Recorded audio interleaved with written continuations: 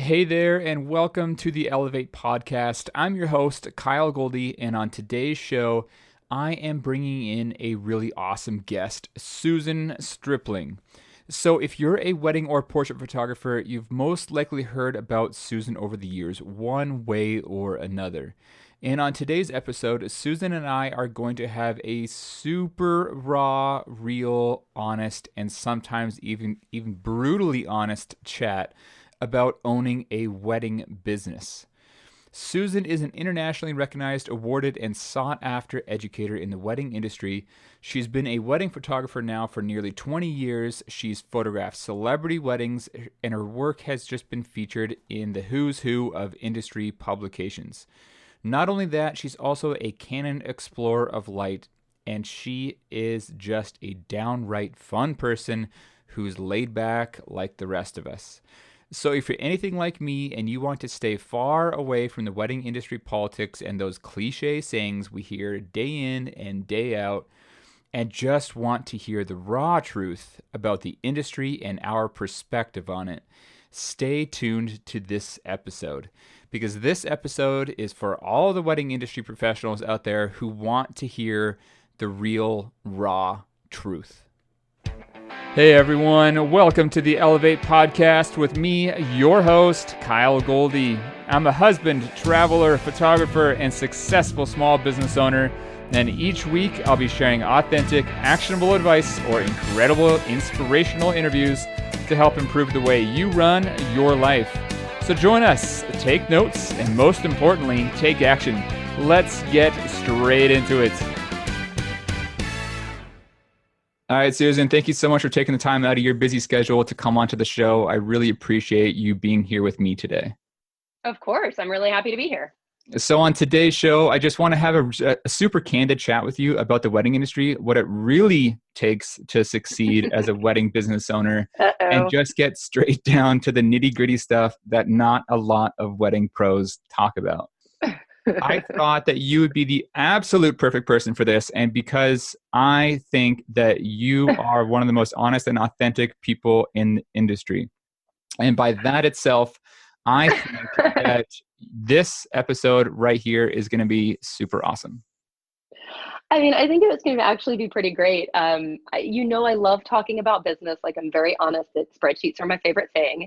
And I love talking about marketing. I love to talk about how to get clients in the door, how to create a long career. But I also, honestly, more and more lately, I really love a good conversation about authenticity because there's so much weirdness that goes into curated authenticity and all of that. So this is a discussion I really like having. And I don't want to say I'm not warm and friendly because I like to think I'm pretty nice, but I'm not the podcast guest that's going to hug everybody and tell them that everything is going to be okay. And, if you just go out and like are a happy human in the world, you're going to have this enormous, amazing business and all of those things that, the Insta influencers and the cheerful Instagrammers like to say. But I also do think that a little tough love every once in a while is what makes a more authentic educator and helps you have a longer career. So I'm glad that you brought that up too. Feel good about this when we're done.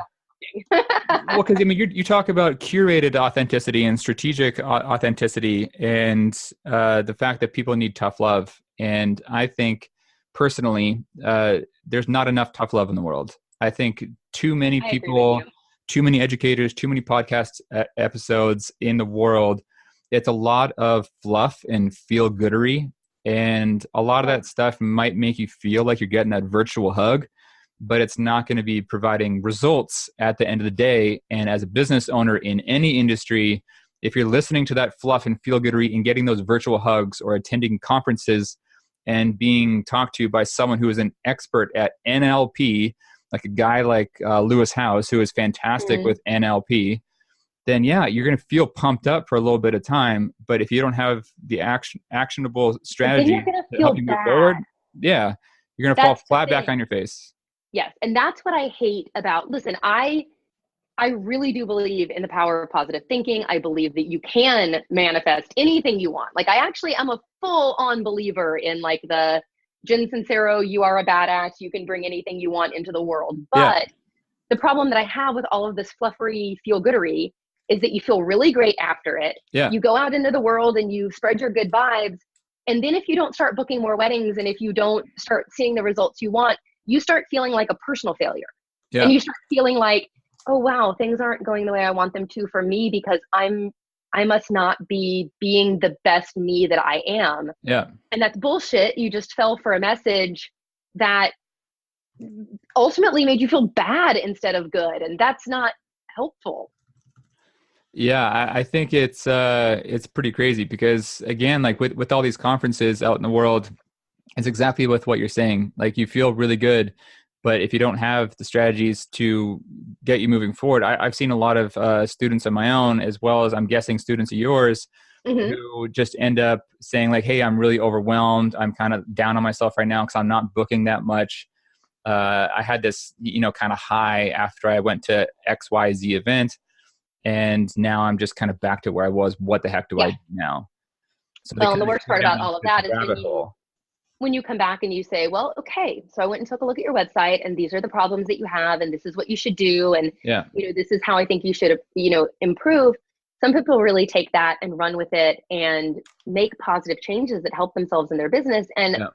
what I'm seeing more and more is, oh my God, you're being mean to me. Now I'm really triggered. Now I have my feelings Yes. hurt. Like, how Yes. dare you? You were a newbie once. Why are you being so mean to me? And I'm Yeah. like, oh, yo, that's not, Yeah. Don't take oh any of it boy. offensively. Like we're trying to help. Yeah.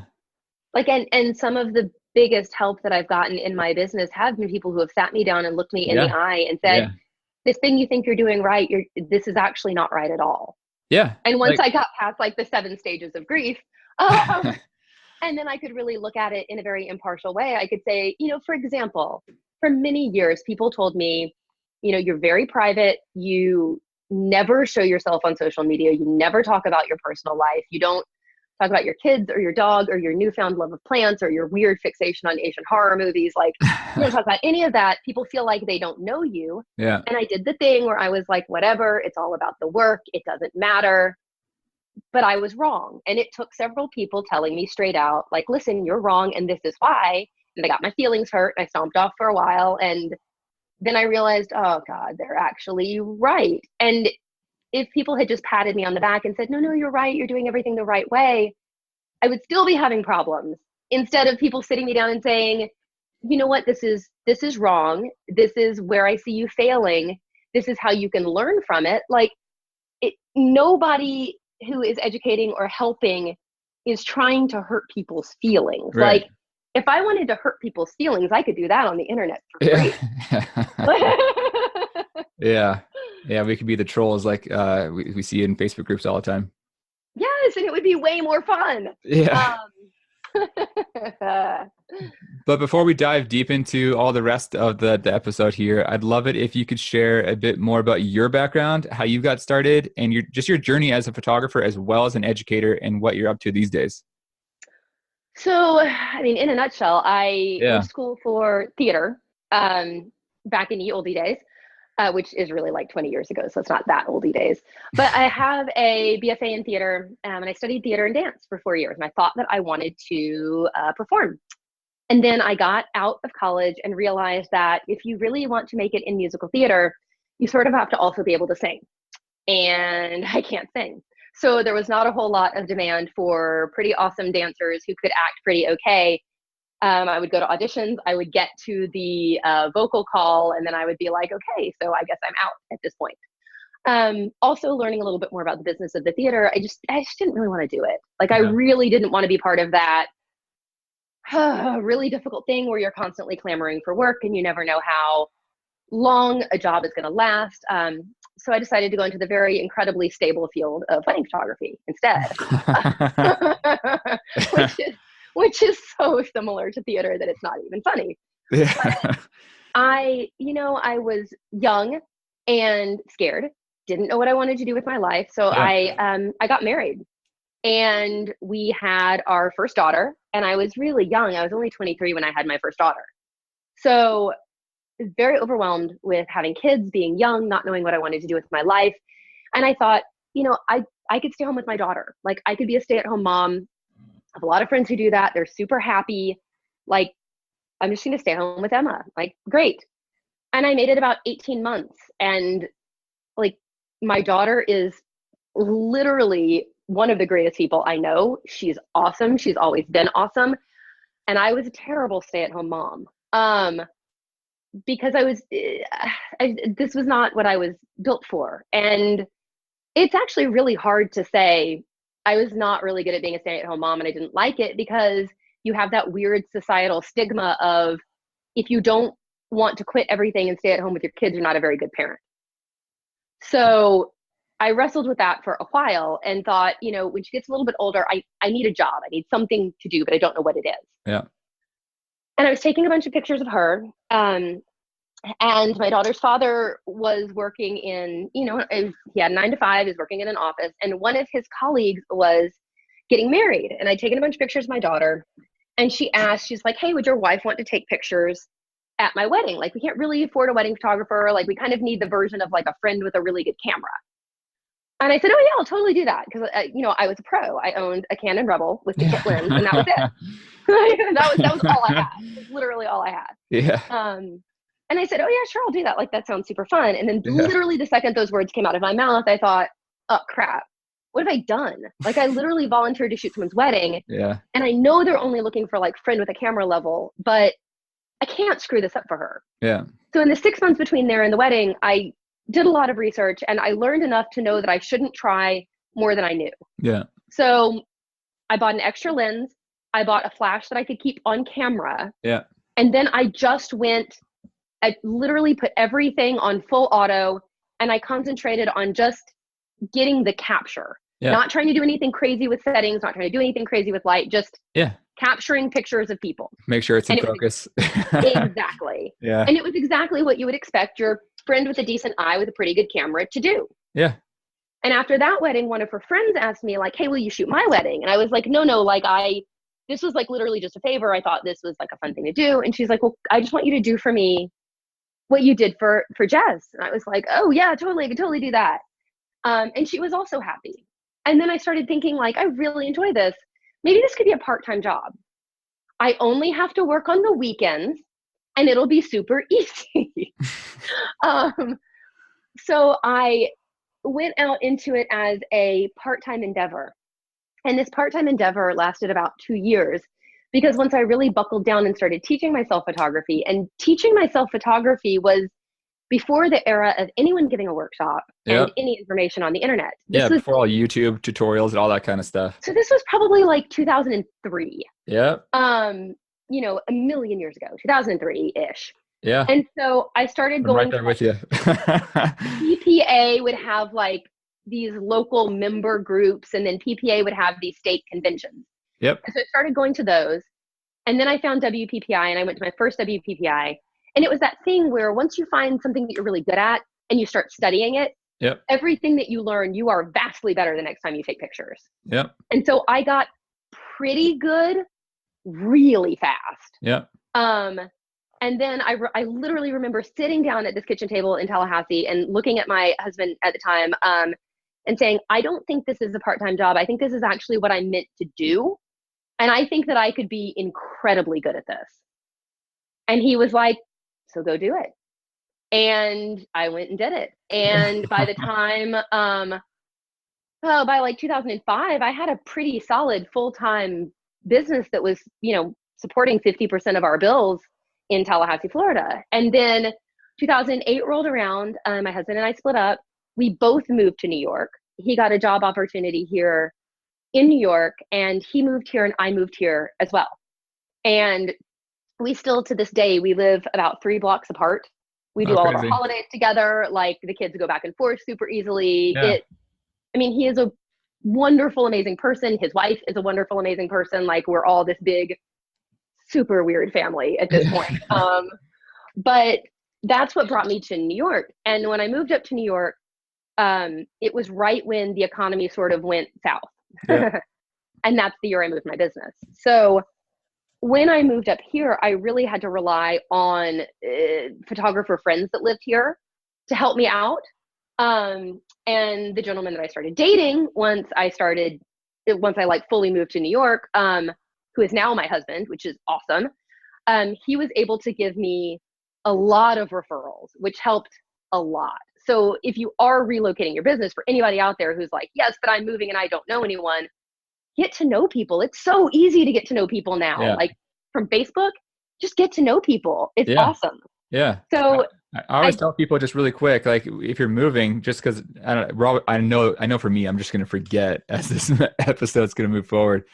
But if people are moving, then yeah, like I totally recommend people to reach out, build those relationships even before you move. just Like make friends. Like it's really like make friends like you would. Get in yeah, local photography groups. Be like, yeah, I'm moving to your area. yeah, You know, go to get-togethers. Like just get out in the world and get to know people. yeah. Uh, Sorry to interrupt though. Like, what are you up to no, these days? but it's a brilliant point. So Yeah, when I moved here, I built a business that was sort of 50-50 split between Philadelphia and New York. And then over the years, it has turned into a completely New York-based business. I don't shoot in Philly all that often anymore, which kind of sucks because I really love the city.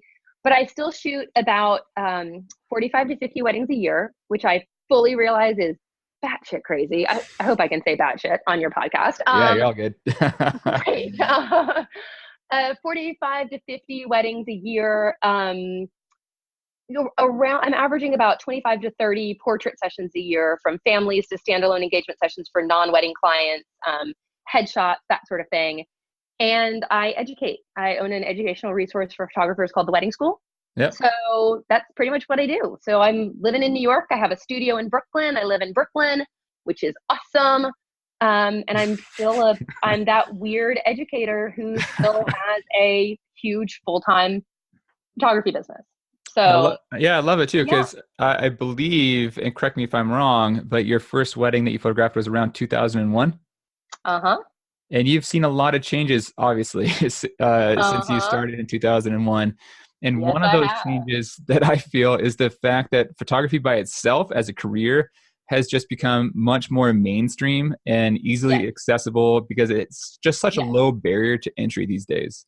Yes. So, Especially wedding photography, which used to be yeah, like scraping the bottom of yeah, the photography barrel, yeah, is now an actual honest to God lucrative career path yeah, that doesn't have that sort of, oh, you shoot weddings, like, art school, how dare you, yeah. um, stigma. It's actually gotten much stronger as an art form. And I think it's gotten a lot more respect as both an art form and a career. I think it's definitely improving because the listeners who are listening here, if they've been listening for a while, they know that my background comes from the fashion industry. And as a fashion photographer in my previous life, it was looked at really negatively to be Yes. a wedding photographer. And so when I started my own wedding photography business, I branded myself for my fashion business because that was my primary source of income at the time. And that was Kyle Goldie Photography. Like that, my Mm-hmm. name was forefront. Whereas when I was getting ready to transition away from fashion photography and getting into the wedding industry, I wanted to completely separate it. So my wedding brand is Luma Weddings. Mm-hmm. My name is not in it at all. And that was because I wanted people to be booking Luma. And when they're Googling for Kyle Goldie Photography, I didn't want Luma Weddings to appear. Yeah. Over time, I It was your realized, secret shame. yeah, pretty much. But at the time, it was kind of an ego thing too, to be perfectly honest, Yeah. because I wanted to be known as this fashion photographer. I didn't want to Yeah. be known as that wedding photographer because I was, ingrained within the fashion industry, and I was just myself, even kind of self-sabotaging. Whereas if I just had my wedding business live and people knew about it more publicly, one, I would have been booking more weddings, and I would have Mm-hmm. naturally weeded out my fashion clients that didn't really resonate with me as a person. Because if they're Yeah. judging me based on me also shooting weddings, then go screw off, essentially. Like, don't hire me. I don't want to be around you if you're going to judge me based on something else that I'm doing. And I do wish that earlier on in like the advent of wedding photography was sort of the people who pioneered it as a better art form. I wish it had been owned as an art form from the very beginning, Yeah. which is like, oh yeah, you don't like weddings? Well, look what I can do. Yeah. And I wish more people, instead of hiding it, had celebrated it. Because I think it probably would have helped the industry push forward a little earlier. I was coming in right at the very end when like right before the big explosion of those Southern California photographers in like '04 Yeah. and '05 Yeah. that were so popular, and Yep. the Australians that were really pushing our industry forward. Yep. I sort of rode right in on that wave, which was a great place to be. I just, I can't help but think that maybe it could have been earlier, but you never know. Like the whole hindsight is 2020 thing. Yeah, totally. I probably would have done the exact same thing you did. Yeah, I mean, it was honestly crazy because I think, just to be honest, I think I delayed having success in my wedding career by about a year and a half or 2 years, Yeah. just because I wasn't making it so public.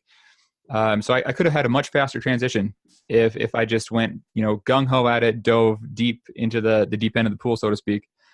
Well, And and been like, oh yeah, you guys think weddings are lame? Look at my weddings. well, and And just honestly, like like I've owned as it you from the very know, beginning.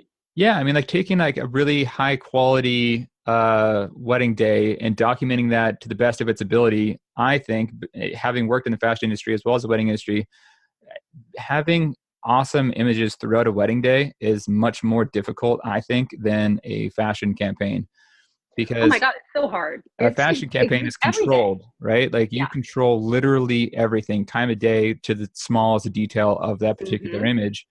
Whereas a wedding day, you have no control. You're dictated on what to do, where to be, when to be there. And then you have to then be, working within half of a second sometimes, really, to And you just, have to be everything. You have to be a fashion photographer and a documentary photographer and a food photographer and a still life photographer oh, and like and you have to be a everything all therapist. at once with and a therapist, which, Yeah. which is true. Really. Both for yourself and for your clients, Yeah. and to do it all with absolutely no time to do any of these things, but you also have to make it look easy. Yeah. I also, Don't you want to do this, listeners? Don't you want to be in on this? but yeah, speaking of the low barrier to entry, do you feel in today's economy, do you feel that the low barrier to entry is making it more difficult for wedding photographers to book more work? Like, do you feel it's just becoming more saturated? Oh yeah, of course. And it's interesting, like the argument comes up every couple of years is like, oh, now the market's saturated. Like, oh, cell phones are getting better. Oh, mirrorless cameras are getting better. Oh, such and such is getting better. Like apps that you can edit with on your phone are getting better. Like, here's going to be the death of our industry. And I'm like, can I tell you the number of times I've heard that over Yeah. 18 years? Like the things that are going to be the death of our industry. Yeah. And does it get harder every time? Of course. Of course it does. Because now all you have to do is pick up a camera and make a picture that looks good at about 1500 pixels on Instagram, edit it to death, and Yeah. you're a pro. Yeah. Does that make it hard? Of course. But if Yeah. that's the thing that knocks you out of business, something would have knocked you out of business eventually. It's not the Instagrammers or the mirrorless cameras or the phones, it's your inability to adapt around them. And if Exactly. this and like Yeah. if you hear this and you're like, that's not true, well, I'm sorry if it hurts, but Yeah. It's some of that tough love, though. it in like tell me any industry in the entire world that isn't still evolving. Yeah. Like It's really. always going to be It like, there's always going to be something new on the market. There's always going to be something kind of so-called battle against, or to kind of learn of or course. position yourself ahead of. And with the advent of Instagram and Instagram influencers, and just how easy it is now to take an awesome photo on your cell phone and just put like a little Lightroom mobile preset on it, and now it looks incredible. And you're But getting, literally, if you take this argument and you keep backing it up through my career, yeah, oh, now it's super easy to have a website. Anybody can have a website. yeah, Oh, it's super easy to buy a 35 millimeter camera. They're yeah, so cheap now. Oh, it's so easy to, like, there was always something that was hard before, but is easy now. yeah, And and this literally in 15 years, there's going to be a conversation about, oh my God, it used to be so easy when all we had to do was Instagram. Now this thing is killing our industry. And it's photography. Photography has been around for a very long time. There have been yeah, photographers for a very long time. There will be photographers for a very long time. yeah, You just have to be willing to either adapt yourself and your business or realize that you've reached the point where you don't like what the adaptation looks like, yeah, and you either get out or you hire someone to do it for you. Like if yeah, I hated Instagram, if Instagram and social media marketing just made me want to barf, I would have someone that did it for me. Do you Yeah. know what I mean? Like I would have a marketing person who did it for me. So I do think that every couple of years we do run up against this exact conversation. It's just the variables are different. And every time it's a little bit harder.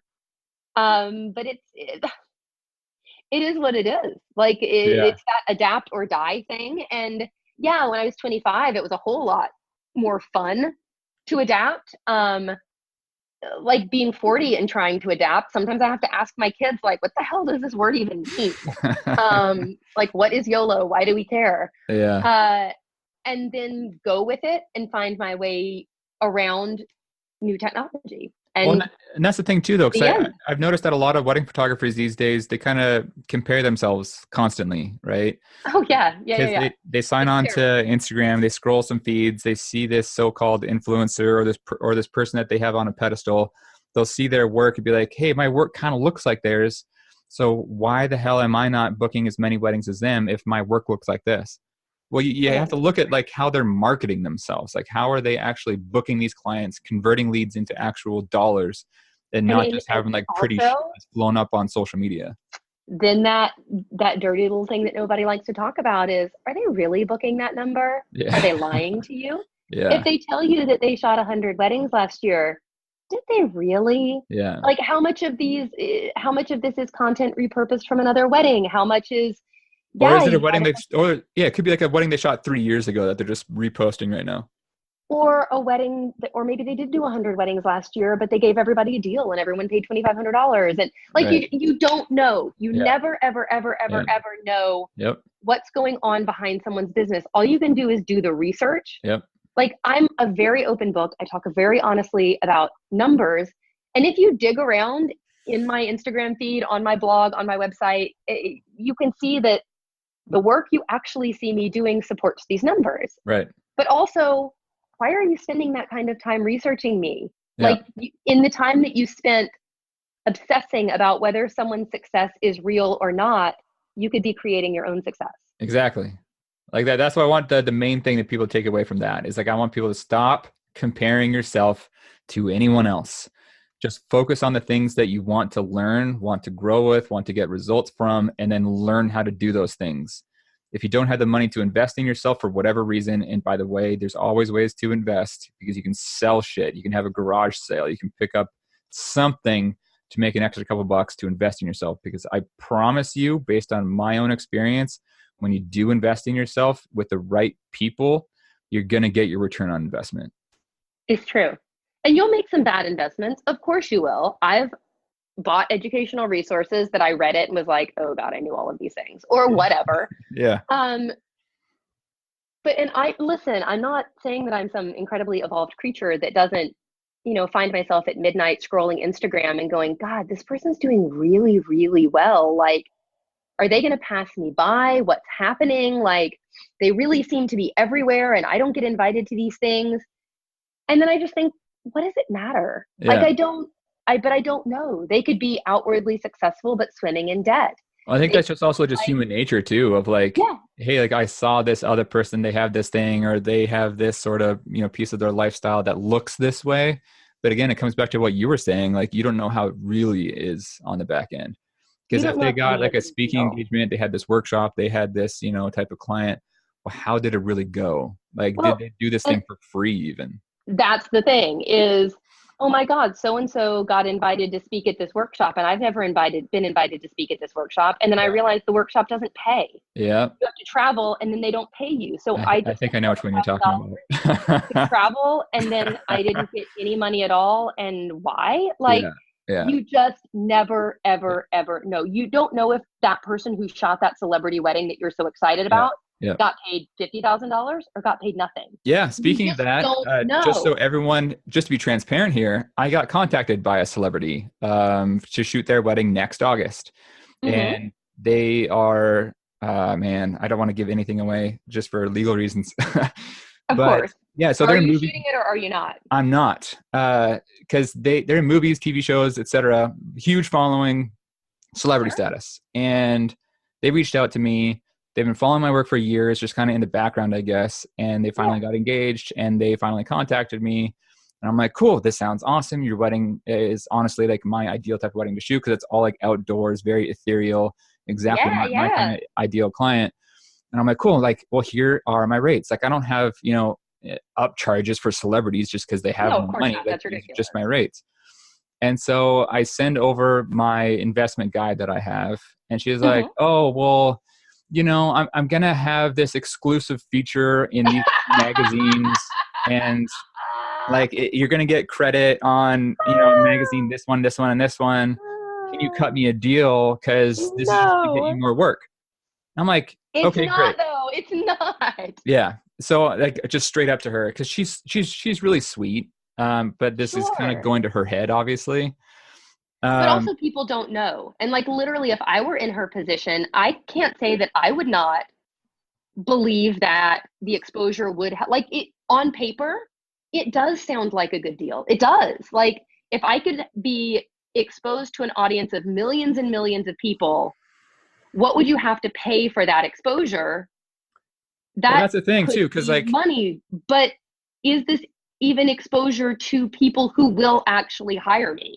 yeah, well, because that's a good point too. Because again, coming from the fashion industry, I was in magazines like Esquire and Mm-hmm. Maxim, where like the circulation was in the millions, and looking at the data over how many times I was in these magazines compared to how many dollars came out of me being in them in just Mm-hmm. these editorials, I was basically wasting my time other than Yes. to have like this little tiny logo that's now like featured on my website.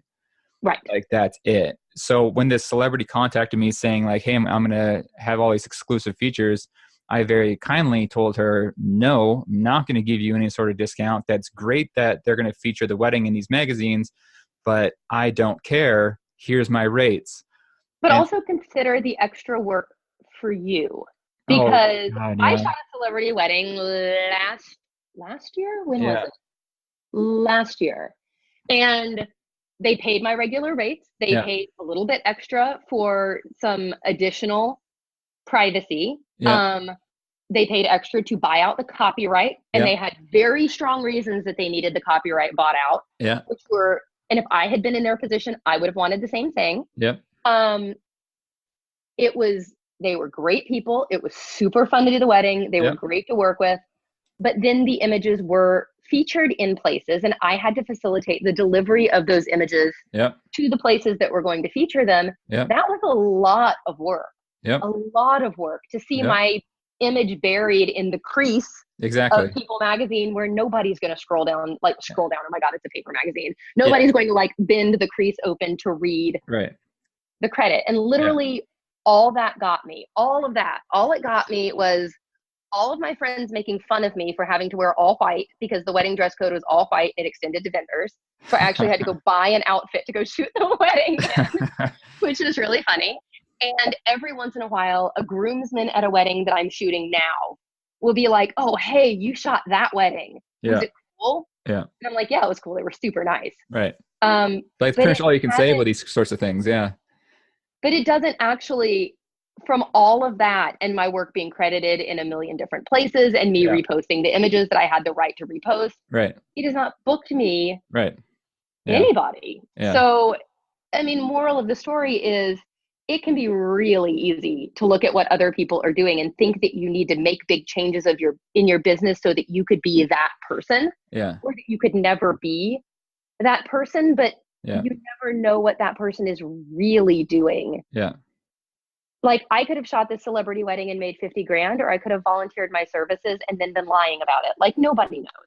Oh Which, yeah, by the way, and I wasn't lying about it. just to have like a full circle story, just so like everyone listening really knows what happened with that celebrity. They ended up booking another photographer who took that discount, and then they offered to travel there for free. So that photographer is now paying money out of their own pocket essentially to photograph that wedding specifically to get those featured in those magazines. And so it's interesting because, and in a previous conversation that you and I have had at a different point, you talk about things that you kind of do at a loss on purpose for a very strategic reason. Uh, Um, my very first theater shoot with a well-known Broadway star, I comped the session fee. Because I knew that if I put that person on my website, it would turn the right heads. So the, $1,500 session fee that I comped has brought me way more than that in work. And when that person has come back to me since, they've paid for their sessions. Right. So there's doing something like that as a strategic business move at certain stages of your business too, though. Yes. Yeah. Versus doing stuff like that just so that you can say you did something. Right. Yeah. Which, totally. to be honest, most people aren't even going to care that you did that thing. Yeah. Yeah, because like once in a while, like I have buddies here in Seattle because they know that I've done a couple of like Seahawk type weddings. Yeah.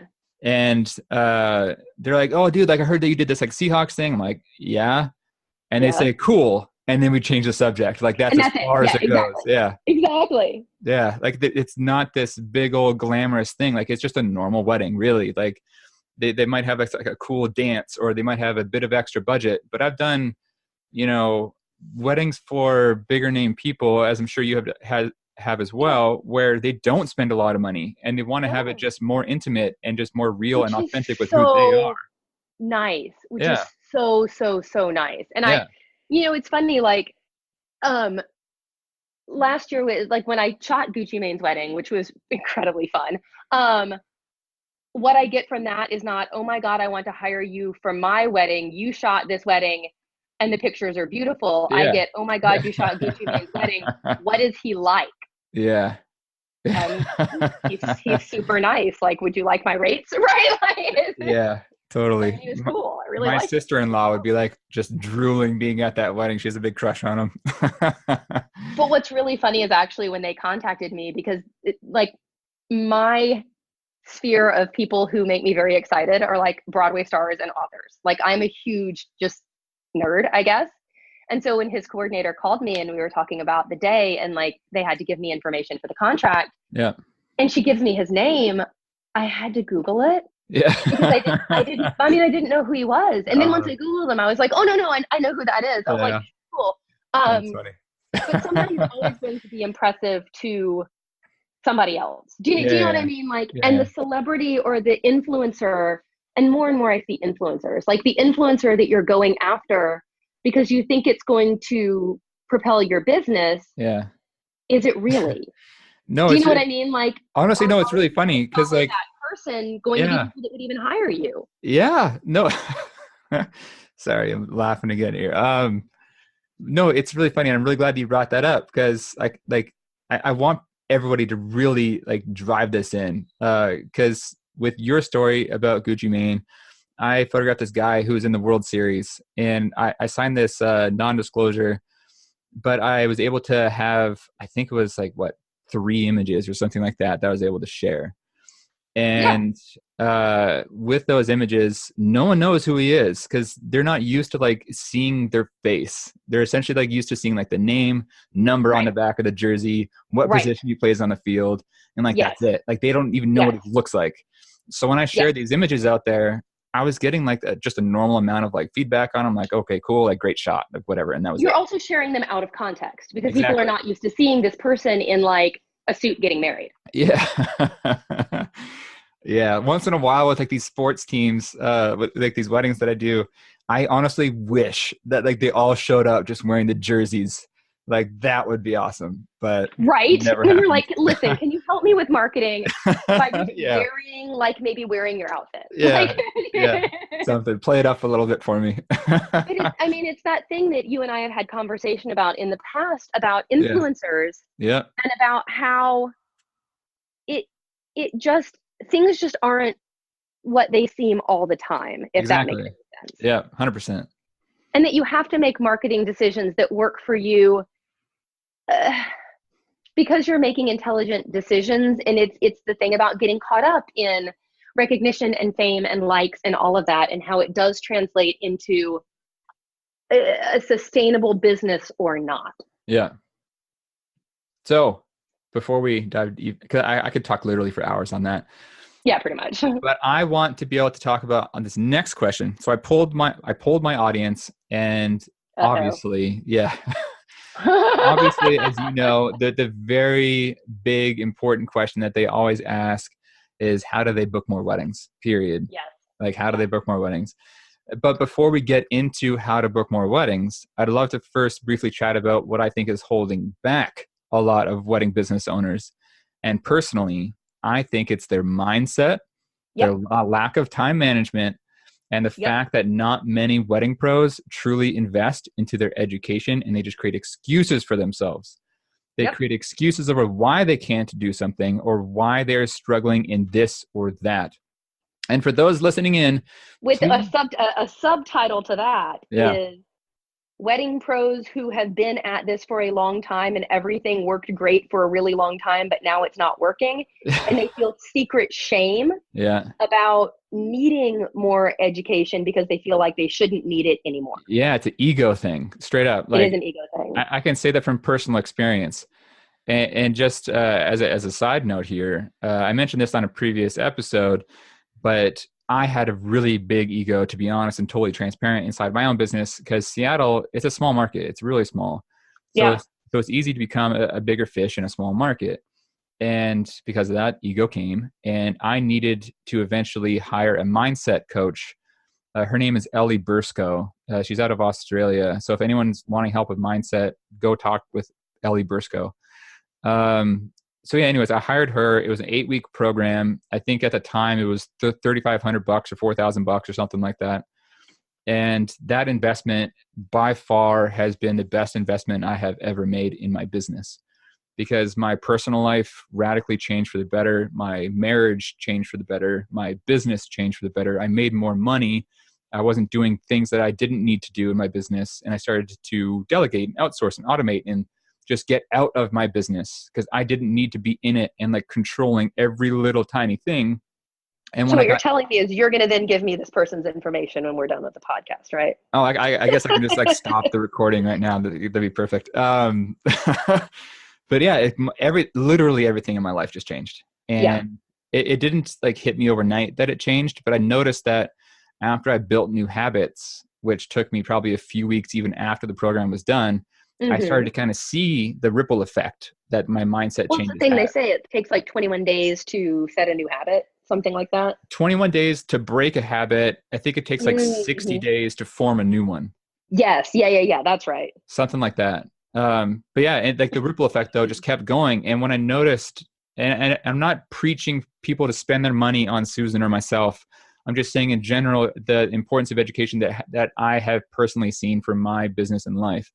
Because Yes. when I invested first in mindset, had this ripple effect, and then I started to invest in other coaching for myself, and I still have coaches to this day, everybody. And when I started to invest more money, I saw the return on investment multiply over time. And Yeah. that's why I'm always, until the day I die, I am always going to be having coaches that help me out with something. There's always going to Well, be something for me to kind of keep on top of and keep learning. yep. And one of the dumbest things that I ever did was I reached a point where things were going really, really, really well. And when you start educating other people, it's a weird thing. Like you start thinking, but if I'm teaching other people, I shouldn't need a coach myself. Yeah. Right? Like it's a weird kind of headspace to be in. Yeah.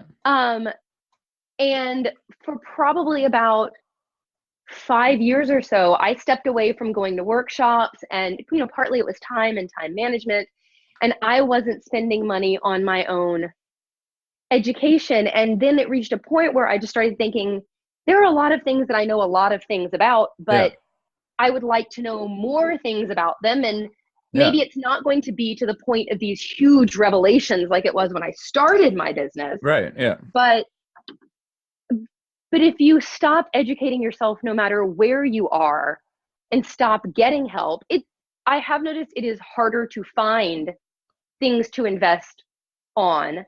But I stepped a little bit out of the wedding world and started investing more in Exactly. marketing and Yeah. stuff like that. Like Yeah. you can't ever stop learning. And learning, I also feel like, needs to be a combination of stuff that you do for free, like reading books and Yeah. watching YouTube videos Yep. and Listening to commenting in podcasts. Facebook groups. Yeah. Exactly. But then you also do have to invest financially Yeah. in your own education, no matter where you're at Yep. in your business. Yep. 100%. Like information is gold. And what you say there, like at any stage of business, it can help, right? Because if you don't have these big transformational type of educational resources like you might early in your career, where everything is a huge thing that you're learning and implementing, whereas later in the stage of your career, like where you are, Susan, and Susan's probably further ahead than me. But with just all that said, even one piece of information, one simple sentence really that you didn't know before could have an impact. And that impact could turn into more money, get your return on investment by itself.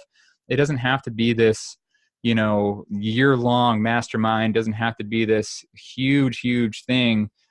Just one sentence could make you thousands of dollars. So just pay attention and really take action once you actually hear these things from other people.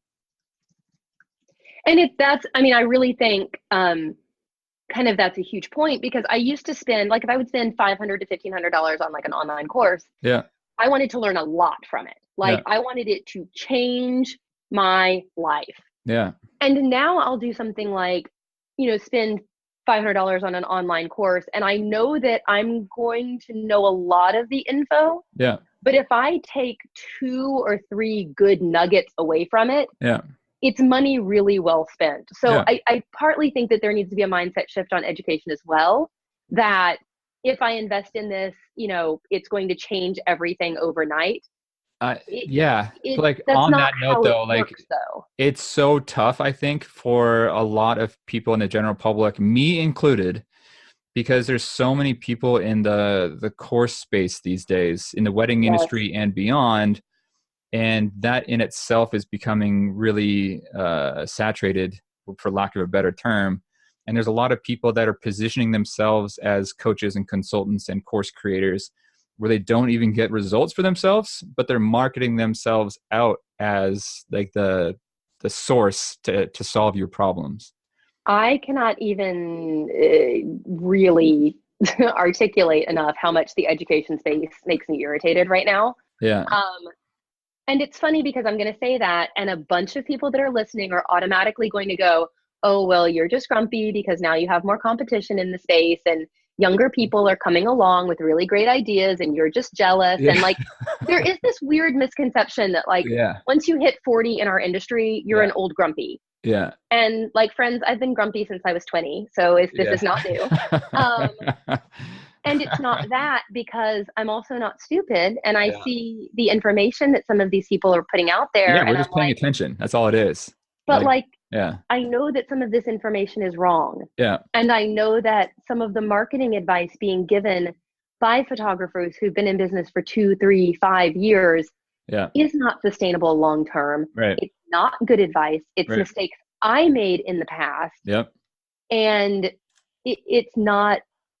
These are not things that are going to help people. Yeah. But if I say like, no, this is not going to help you long term, this is not a good way for you to spend your money, I get a lot of pushback, which is, well, I mean, this is just how things are done this way. Yeah. And I'm like, no, I just know you're wrong. Like, and on that note, like if anyone listening here is trust. Yeah, exactly. Like it comes back to trust. And if you are a photographer or just a wedding pro or just anyone that's listening here and you're a coach, consultant, course creator, whatever, and if you're struggling to get bookings and profit for yourself, focus in on that first. Fill your calendar, hit your own income goals, get those results for you.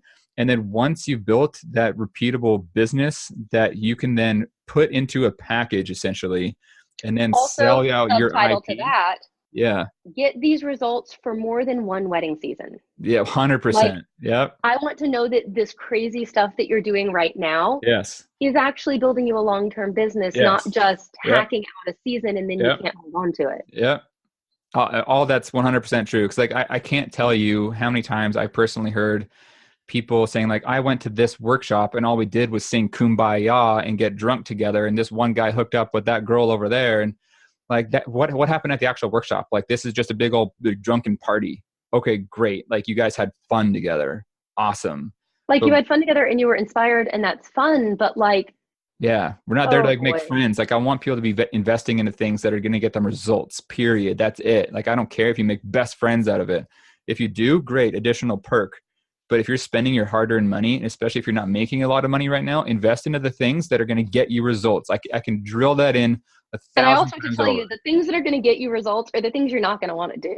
Yeah. Like and it's going to be work, actual And it's going to take that work tough that you're love. going to have to do. Yeah. It's going to take And someone like Susan or myself to kick you in your ass once in a while. well, and I also think that there is this really weird misconception that if Yeah. you've been in business for a couple of years, that the real money is made Yeah. in education. Yeah. And so people start neglecting their photography businesses to try to do this weird popularity churn amongst photographers.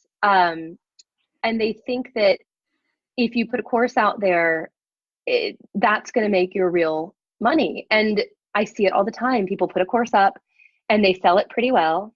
And then they struggle to come up with where do you go next after that course. And Right. in the meantime, you've been neglecting your actual photography business. So now you Right. don't have Yeah. actual clients. And then a Yeah. few years go by and you're trying to sell marketing advice to photographers who don't trust you anymore because you don't have a business. Yeah. And it's just, yes, you have to put in the time. Yes, you have to, for long term trust, you have to establish long term trust. Yeah. And every couple of years, there's a cautionary tale in the education industry of, oh, remember so and so? Yeah, they, had a business for a couple of years. They did some education. They really flamed out. They did this dumb thing. Yeah. Um, and now they're not around anymore. And like, what are they doing? Oh, they're selling insurance for State Farm, or oh, they're now hawking MLM protein shakes online, or do you know what I mean? Like, people do not think long term, they think short term, and that's very damaging both to your business and to your reputation. Yeah. Um, yeah, I just think people are their own worst enemies sometimes, And I think a lot of times. yes, I would say 99% of the time. I mean, just to They be get in their honest, own because way. like again, like whenever I say things like this, I'm speaking for myself because that was me for the majority of my career. And once in a while, it still is. And once in a while, I still have my own limiting beliefs that I need to constantly be working on my own mindset and making sure I don't fall back into my old habits. Yes, I mean, So we all have limiting beliefs, and there's misconceptions about where everybody is at every stage in their career, and no matter where you are or how much money you're making, there is always the voice in your head that's getting in your way, no matter who you are. Um, I mean, I have things that keep me up at night and stress me out, and the number of times photographers say, "Oh, well, that people know who you are. It must be super easy to book weddings," and I'm like, "Are you crazy?" yeah, It's not. Everyone has their own things, and I think that if we acknowledge that everyone had their own things, yeah, and then everyone went and owned those things, yep, it would make life a lot easier for everybody. yes, everybody, literally everybody, and it just feels more supportive everywhere. I agree with you. So now that we got that out of the way over the things that get in the way of wedding pros to book more weddings, I want to be able to answer the question of how to book more weddings here. Yes. And because that's what everyone here really wants to know, I'm going to let everyone listening hear what I do. Yes. So for me personally, I book roughly, I would say 60% of my high quality leads from my SEO efforts on my website and Same blog. here. I would say Same about here. 10% of my leads come from some form of paid advertising. 10% of my leads come from referrals from past clients and colleagues. 10% are on like preferred vendors lists. And 10% is from Instagram. Me personally, I get, I'm what was that? right there with you. I'm really right there with you. And so I personally get probably a few hundred leads a year, but I like to have a really awesome work-life balance. In 20, what is it now? 2019? I have no idea. in, I think so. in 2017, I can't remember exactly, but it was either 48 or 49 weddings. In 2018, I had 42. I told myself I was going to cap myself at 35, but I just honestly couldn't say no to the money. And so Exactly. I ended up booking 42 or 43. I don't know, something like that.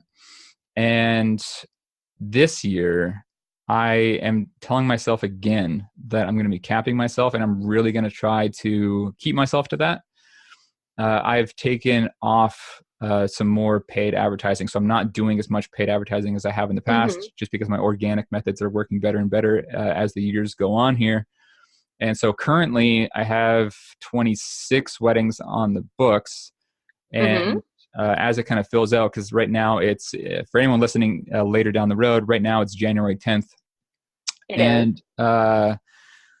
Between January and I would say April or so, that's where I naturally kind of fill out the calendar. So with the amount of weddings that I have now compared to the amount of weddings I want to book at 35, I'm 100% confident I'm going to fill out that amount of weddings just organically. I'm going to pull some numbers while you keep going so that I can share where I'm at right now. Oh, yeah, totally. And so if anyone here is listening on what others do, just so everyone has other ideas on how to book weddings, you can run a lot of Facebook ads, because if you want just overnight leads, if you're running ads correctly, targeted the right way with the right ad copy, with the right images that you're using, the right kind of funnels, then you can have success with Facebook ads. Yes, they're going to cost money, but it doesn't necessarily mean that you have to spend a lot of money to have success with Facebook ads. I've seen leads come in for students where they're spending $1 and they're getting a lead in their inbox worth $4,000. Yeah, exactly. So you can totally run Facebook ads. You can run Google ads. If you are looking to ads. Yeah, you can run Instagram ads. If you're looking to book more destination weddings, I recommend people that are listening here to double down on, one, their SEO, and two, their Google ads strategies. I want people to also be focusing in on their Pinterest strategies if they're looking to. Yes, I love Pinterest. I think it's a great way to build out your audience, and it's a great way to build your visibility, because a lot of brides these days are just simply using Pinterest as if it were Google. A lot of other people are using bridal shows. I do not like bridal shows myself. Me either. I don't do them, but a lot of other people in the industry will say to do them. I don't. It also depends, I really do believe, on your demographic and like where you're at, because price point, everything. They don't work for me in New York, but they used to work for me like crazy in Florida. Yeah. So it really I think it's totally different. Like the type of clients that you're wanting to have, the types of like strategies you use at the bridal shows. Like there's lots of different things that go into these things. But with the bridal shows, pretty much every photographer in the world now is running like these engagement session giveaways. No. Yeah. Sorry. And also just on that same note, I see a lot of photographers still offering up complimentary engagement sessions with the packages and whatever that they give out. Everybody that's listening, stop offering free shit. Stop doing it. Stop. There's no point. You're hurting the entire industry. You're hurting yourself. You're hurting your bottom line profit. You're not driving in your ideal clients. They're just wanting free shit from you. So don't do it. It's really no point. You can be driving in your ideal clients without offering them free anything. You don't need to be offering them like a free canvas. You don't need to be offering them free engagement sessions. There's no point. Just stop. Like, stop doing it. Stop. Like, I would love it. Like, I need to fix my fireplace in my home. Like, I have a guy coming out tomorrow. I would love it if he offered me like a free something from him coming over. But is he? No. Why? Because he has a business, and I treat him like a business, and he gets paid for his time and his effort and his expertise, period. Like, photographers, I don't know why it became a thing. Fear. I think it's fear. I 100% think it's fear. Like, it just looks like desperation. Away something to entice them. And honestly, when I am shopping for things and people are so quick to give me stuff for free, it makes me feel nervous about their business. It makes me feel like it's not as good as it is. Like, I don't know. If you'll toss this thing in for free, I guess it doesn't really mean anything. Yeah, like it's not valuable anymore. Exactly. So what I used to do, again, speaking from experience, so I'm not just preaching to the world here. I used to do that. I used to have. Oh, Kyle. I know. I used to have complimentary engagement sessions, and just so everyone is here listening, what happens when they show up to these complimentary engagement sessions? There is a high percentage of people that show up and they just look like they just do not care. They show up wearing jeans, sneakers, wrinkly shirts. They didn't do their hair and makeup professionally. Just doesn't look good. They just don't care. They're not Yep. thankful that it's free. They don't even remember that it's free. They're just That's it showing up right because it's there, free right and there, that's it. right there. Yeah. People, like, when people think, oh my God, if I don't give them this, if I don't give them that, if I don't gift this, if I don't gift that, they Yeah. People are don't, wondering, like, what's the incentive for them to book me? but they don't really notice and they don't remember. They have Like no idea. Yeah. it doesn't mean that people are terrible. It doesn't mean that that people are awful. Like Yeah. it just means that they've got a lot going on. And when Yep. people are like, oh yes, gift them an engagement session, they're going to remember, they're going to tell all their No. friends, they're going to Nope. love you. And I'm like, no, No. but No.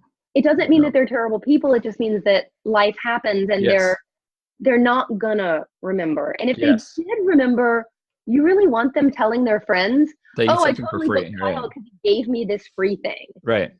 Like, I want people to remember you for like how badass you were, how awesome you were, how funny you were, how the results were, like how like you're crying over like these images a year later. Like, I want people to be remembering you based on those things, not just like, oh, this person was really cheap and they offered me this free thing, or they gave me this Yep. cheese board for as a gift when I booked them. Oh, gifting. Oh, that's a whole nother Yeah. thing. Yeah. That's a thing. But when you were talking about stats, like I just pulled up all of my stats in my Yeah. because I use Tave to track all of my Yeah. everything. Like it's my studio management software. Yep. In the last 12 months, let's see, 697 total leads, and that's leads that came in through Tave. So if I had to guess, it would probably be closer to like 900 leads because I have people who do just straight email me. Yeah, that's awesome. That's really impressive. Yeah. Yeah, and the largest percentage of them came in through Google. Yep. And then from there, going downwards, about 10% were referrals from past clients. My friend was a photographer, that sort of thing. Totally. Then there's the elusive other where no people, they didn't tell me. We just can't remember how we found you. Yep. Instagram, event venues, Facebook. I have a friend who is a photographer. I'm a photographer. Pinterest, and then random other places. Yeah, and love it. Yeah. Last year I shot, I think 49 weddings. Let me go look. Hold on. In 2008, I shot 49 weddings. Right now, I'm sitting at 27 for 2019. Yep. It's a few weddings down from where I was last year at this time, but I'm not concerned because over the last year, I've been watching the trends of how people book, and they're booking closer to their wedding date. I would love to chat with you about that because I've asked dozens and dozens and dozens and dozens of photographers now about that. And what I've noticed that across the board, 100% of the photographers and wedding pros in general is that on their calendar right now, they have fewer weddings on the calendar compared to what they had last year. Yeah, I have fewer weddings on paper, but if I was not an obsessive spreadsheet tracking lunatic, I would just think that numbers were down. And what I have noticed is, yes, numbers are down, but also the amount of time between the lead and the actual event date is down a lot as well. People used to book 12 to 18 months in advance. Now it's more like 6 to 9 months in advance. I completely agree. I see the same thing. My goal is to hit like 38 to 40 weddings for this year. And based on the projected numbers of where things are, I don't see any reason why I'll have a problem doing that. Yeah, you'll be totally fine. Yeah. But if I, like, again, if I weren't tracking trends, I would just be stressed out that I were behind. I wouldn't realize that I'm behind, but also perfectly in line with how booking trends are now. And if people want to know how I actually track all of that weird stuff, it's called a spreadsheet that I made myself. Like, because I wanted my data to present in a specific way, I made a specific spreadsheet to just show me. Yeah, and I think that's a really important just piece of information that you just dropped right there too, is because you can't just look at your business as if everything else was the same from the previous year or years. Yeah, and it's not. Yeah. So you brought that up. You might have a higher booking average. People might be booking closer to the date. People might be booking less at the beginning, but adding on more. Like, these are all important things to know. Yep. Love all that. Thank you very much for bringing that up. So for everyone listening in here, I think it's really important to note that there is no secret sauce involved in booking more weddings. So just silver bullet. Yeah. So for everyone thinking that there's some sort of like secret thing, there's just not. There's some strategy. Secret thing that we're all keeping to ourselves and not telling other people. Yeah. Like, if there really were, I would just sell that secret thing and make a lot of money on it. Oh yeah, that'd be like the golden nugget. Like, oh, do this Right. one thing and you can get 1,000 leads tomorrow. Like, there, There's no. no Illuminati over here. Yeah, Like, there's just not. yeah, 100%. But yeah, but there are some strategies that work for some people, and there's other strategies that work for others. Yes. And so it's just everyone that's listening, there's no singular path to having Yep. success, and success by itself is a subjective term. Yes. It And is what a I mean by that, it's a multi-pronged approach yeah. So like just that be is individual omnipresent. for Like my business. the simplest as I can make it is just being omnipresent with your ideal clients, and just Yeah. really figure out where your ideal clients are hanging out online. Because if they're going onto a thing like Wedding Wire, okay, great, go on Wedding Wire, but please do your due diligence on that in your own market, in your price point, see if that's the right choice for you. Same thing And don't with, put all your eggs in the wedding wire basket, that's because right. something that's working for you right now Yeah. might not work next year. And if you're spending all of your time concentrated on this one thing, Yeah.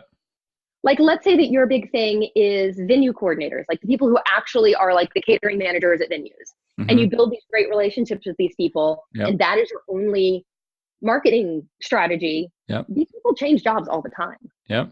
Like, what happens if the person that you really love at Park Chateau no longer works at Park Chateau? Yep. Then your one thing that you've done doesn't work anymore. So it really does have to be scattered about, but intelligently. Yes. And I want people to be really understanding just like the business aspect of this as well, just the basic economics and running your numbers. Because let's say hypothetically that you're running one listing, wherever that is, for $200 a month. If Yeah. that $200 a month is getting your return on investment, and let's say you're making $5,000 from $200, please continue doing that, because that's a Go great to return on town, investment. my friend. Yes. But if you're running $200 in ads and you are great at running Facebook ads, or you are great at running Google ads or something like that, and you're making $10,000 a month based off of your $200 on Facebook ads, dump more money in there. Just fuel the Yep. fire. But Yep. like, if you're still making this return on investment on a lot of different areas, again, just track your data, figure out what works for you in your market with your price point, with that kind of ideal client and the style of photography that you have. Because I see countless times in free Facebook groups online, hey, like they ask this question about how do I book more weddings? And then there's just shitty advice for like 20 or 30 comments below, maybe sometimes even more, and saying, hey, do this thing or do that thing, without knowing a single thing about that person's business. I mean, and that's the thing that's crazy. It's like, where do you live? How many years of experience have you had? How many weddings do you want to book per There's so year? many variables. How much money do Yeah. you need to make per Yeah. year? What are the weddings like where you're at? What are you doing now? What does Yeah. the work look like? Right. And then the personal stuff. How Yeah. do you like marketing? Are Yeah. you better behind a computer? Are you better Right. on the phone? Are you Yes. better in person? Like Yep. it there's good generic advice to give. Like Yes. good generic advice is optimize your SEO. Everyone needs to do that. Like Yeah. get better at talking to people on the phone, like learn how to send better emails. Like all of that is good generic advice. But nitty gritty, dig deep, help you solve the problems in your business advice. Yeah. I got to know a lot more about you. Yes. Because otherwise I could just tell you to do a lot of things that would be Yes. total crap for you. But that's also a thing I see in Facebook groups, because when people are replying to this person, trying to give them help, I see a lot of ego attached to those pieces of advice, Yes. trying to position themselves as if they're the expert when they're really not, and they're actually hurting that other person's business by giving them shitty advice. So, piece of shitty advice that I was given was, listen, so what you need to do if you really want to get people in like the peak of their excitement about their wedding is on Fridays, Saturdays, and Sundays, when people are at bridal shops and they're shopping and they're buying and they're getting their dresses. What you should do is look up those geolocations on Instagram, see who's posting and tagging themselves in those geolocations, and drop them a direct message and say congratulations, or comment on their post and all of that. And I'm like, okay, I can see that.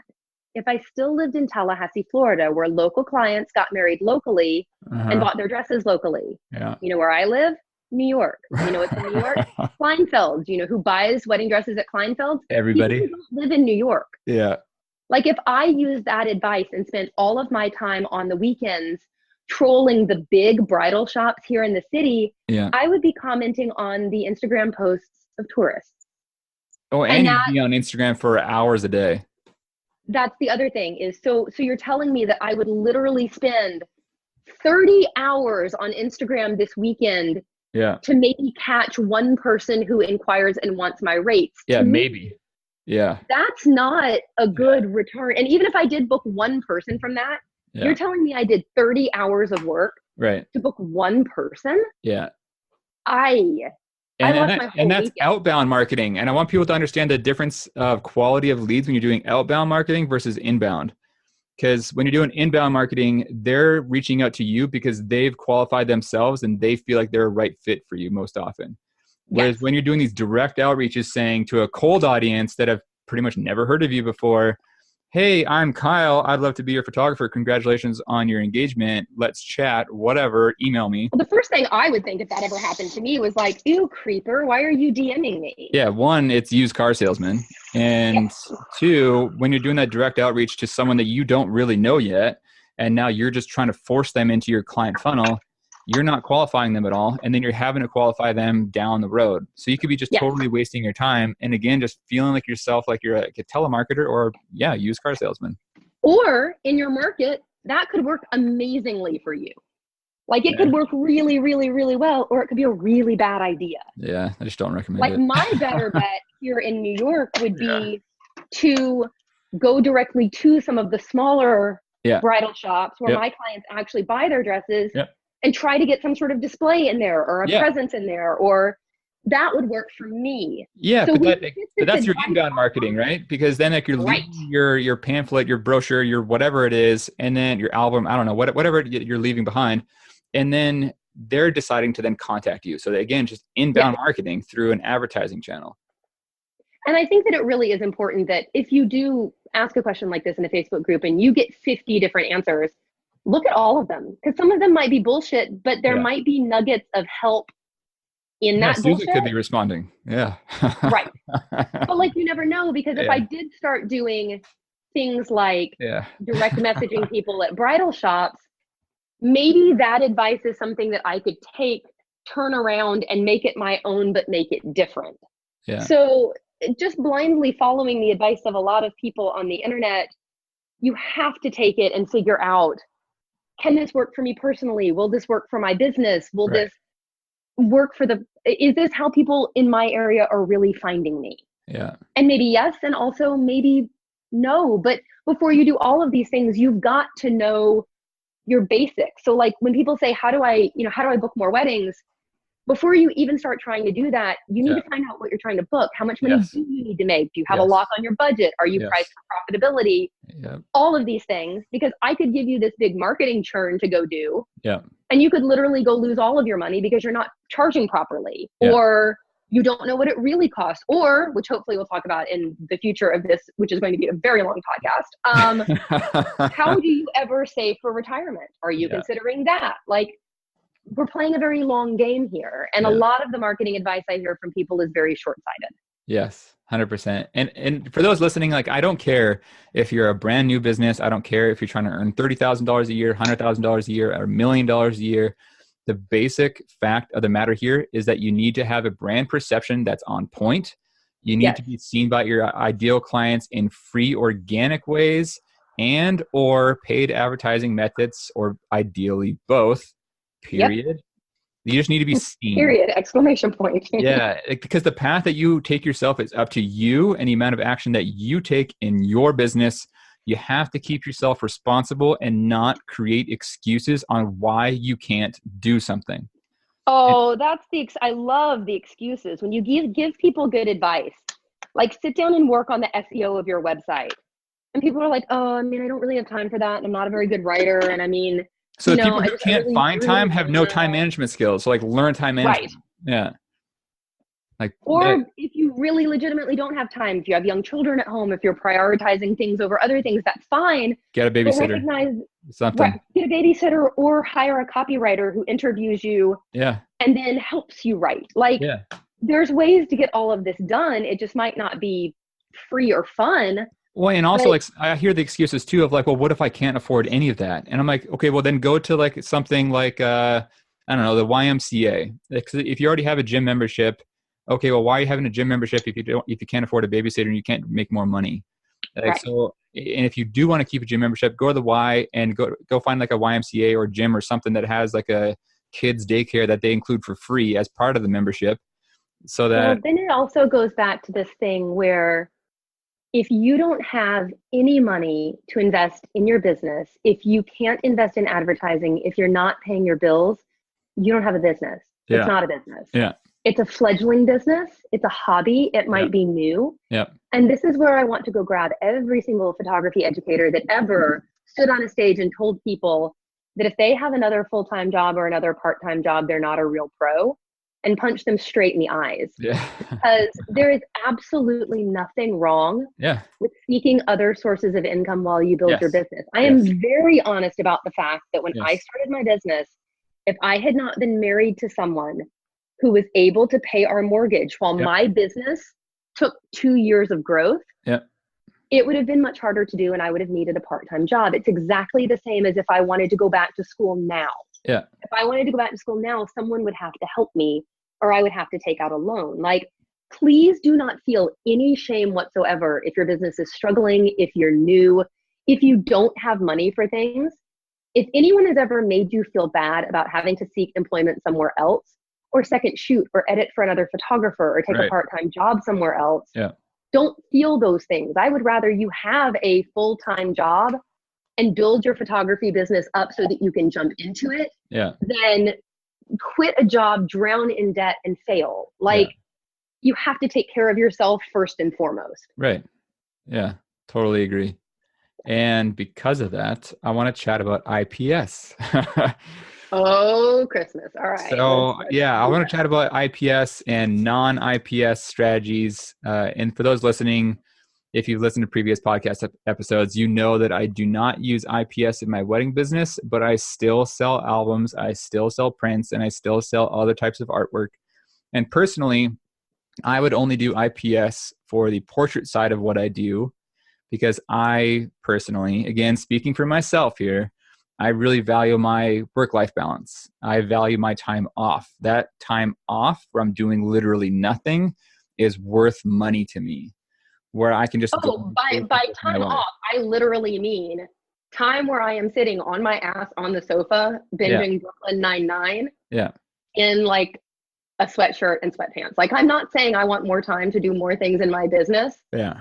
I want more time to not do anything at all. Yeah, I Like, just I want more time it's to just enjoy very life. flexible. Yeah. Yeah. Like just straight up, like whatever I want to do, when I want to do it, that is worth money to me.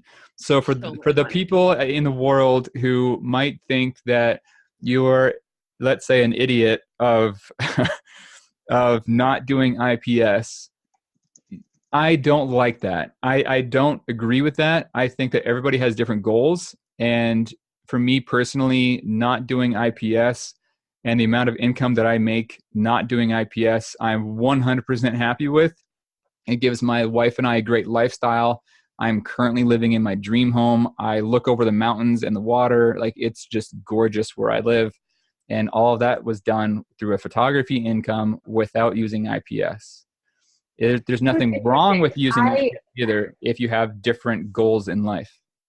So I really take issue with any instructor or anybody on any level that says this is how you have to do it, Right.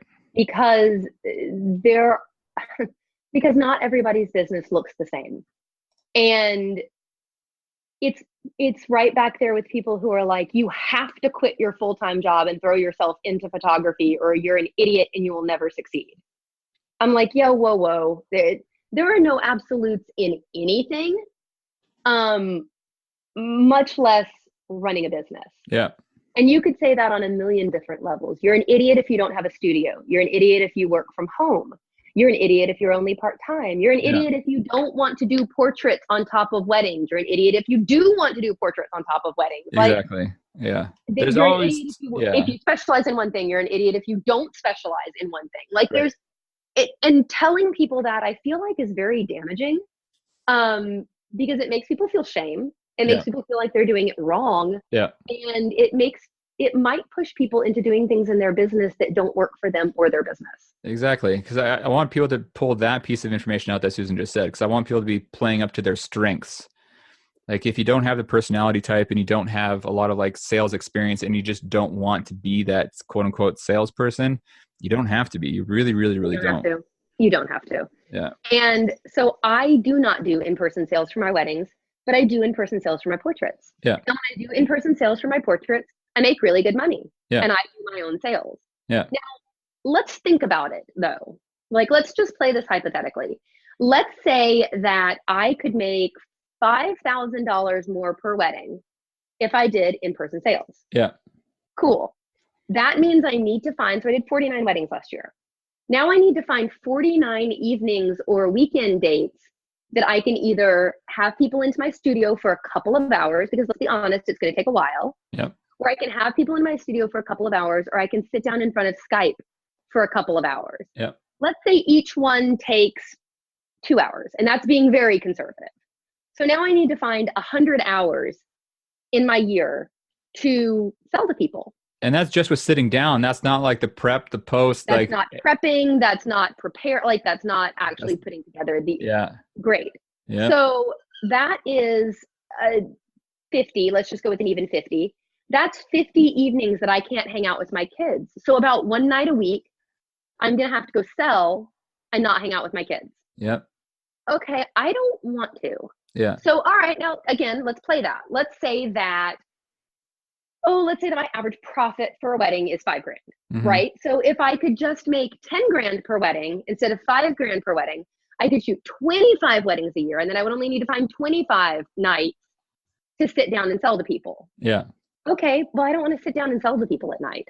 Right. I don't like that. I don't want to do it. So then I have to hire someone to do it for me. Okay. So now I've hired someone to sell for me. I have to train them. I have to pay them. And now I just have to hope that I make enough in sales that I can pay their salary and then make a profit on top of that. Yeah. So I'm not saying that in-person sales for weddings is not very intelligent. Like, I'm a big fan of Michaela Jade and like the way she sells and the way she takes care of her clients. And like the Harris Company has this brilliant business model. Like, they're doing everything right. But they're doing everything right to run the business that they want to have, playing to their strengths in their community. And I just feel like, am I leaving money on the table by not doing in-person sales for weddings? Yeah. Yep. I know that. You know that. We both know how powerful in-person sales is. Yes. But do I want to? Exactly. I don't want to. Well, I don't want to. That's what I tell straight up to like all my students and all the people in my free communities, everyone that's here on my podcast. I've preached many, many, many, many times. And I'm very honest about it. I say directly, I am leaving money on the table by not doing IPS, period. I'm leaving money on the table. I agree with that. I totally agree. But again, my personal life, my work-life balance is worth money to me. So that's why I'm leaving money on the table, but by running the business that I'm running, my business is very streamlined. Yes. It's very profitable. Yeah. I do not waste money. Yeah. I am making, and I don't want to say a large amount of money, because you can't say large amount of money, because large amount of money is different to people. Yeah. Running the business that I am running, I am making enough to support my life. Yes. My business. Yep. My future. Yep. My children's future. Yep. And I like it. Yeah, and exactly. If I were to change the way I do my business right now, January 2019, I don't want to run an in-person sales business for weddings. Is it leaving money on the table? Yes. Am I fine with that because I'm also making money in other arenas? Yes. Yeah. Like, this is the business that I want to run. So yes, I think that we both agree that we could maybe be more profitable, but at what cost? Exactly. And that's what I want people to be thinking about when they're choosing which model that they want to be practicing in on and becoming more of an expert on. And you can have a hybrid model. You could do in-person sales for portraits, but not weddings. You could do it for weddings, but not portraits. And in my experience, but do it next year. Like, business is a linear and evolving thing. And I'm not saying that, maybe when my kids are out of the house, maybe when my kids are in college, and I don't mind spending more evenings in Right. the studio, Yeah. well, then maybe that's a business model that would meet my needs and my business's needs at the time. And I would love But to it's just not bring up now. something really quick though before I forget, because regarding IPS and non-IPS weddings versus portraits, and again, just in my experience, this is just me here, but in my experience working with my ideal clients, my wedding clients do not really care so much to have a lot of that artwork. Once in a while, they're going to want that Yep. album, maybe, but they're not going to want a lot of prints. They're not going to want a lot of No, canvases. My ideal no. clients don't really care, to be honest. Well, I Whereas my also portrait live clients in in the New past, York. though, yeah, I live in New York. Everyone lives in a small apartment. Like yeah, I'm standing in my apartment right now and I'm looking and I think the largest print I could confidently fit on any of my walls. Let's look. I could put a 40 by 50 on the wall in my bedroom. That's it. And then I would have no more wall space. Like that's it. Like in my stairs, I could maybe fit like a 20 by 24. That's it. But like I live in an area where my clients, just by nature of where we live in small spaces. yeah, And I'm not trying to fill McMansions or starter homes right. with wall portraits because we just don't have anywhere to put wall portraits. So that would be a poor decision for, like, I had a hard time doing a portrait sale for a client who wanted to spend money, Yeah, could not figure out where to hang the pictures right. because there wasn't enough room. Well, So I you think just it's also have to kind of important consider to, all of these things.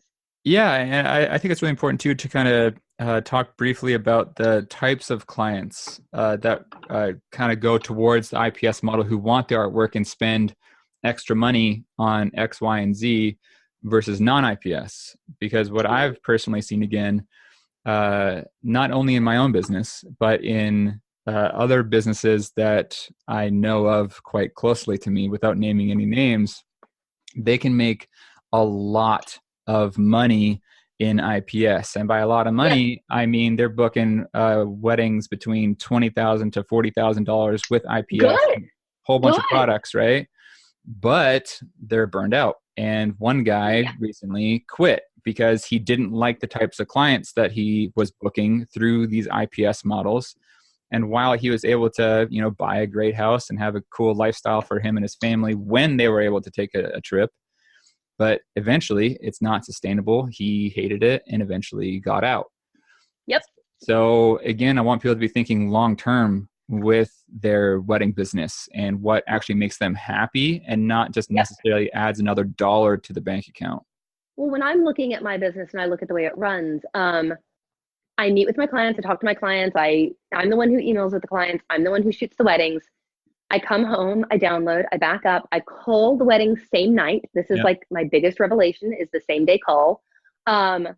By the time I go to bed the night after the wedding, my images are already uploading to Lavalu, who edits them for me, and then I'm done. They come back, I put them online, I deliver them. My studio manager, who works remotely from me, she lives in Pennsylvania, she takes it over from there and does albums or prints or anything that they need. Yeah. But my time investment is largely caring for them before the wedding, taking good care of them on the wedding day, getting the images called and out the door, and that's it. Yeah, exactly. So Yeah. when I look at how much time I'm investing into an average wedding, It's not to much. give clients the level of care that they need Yeah.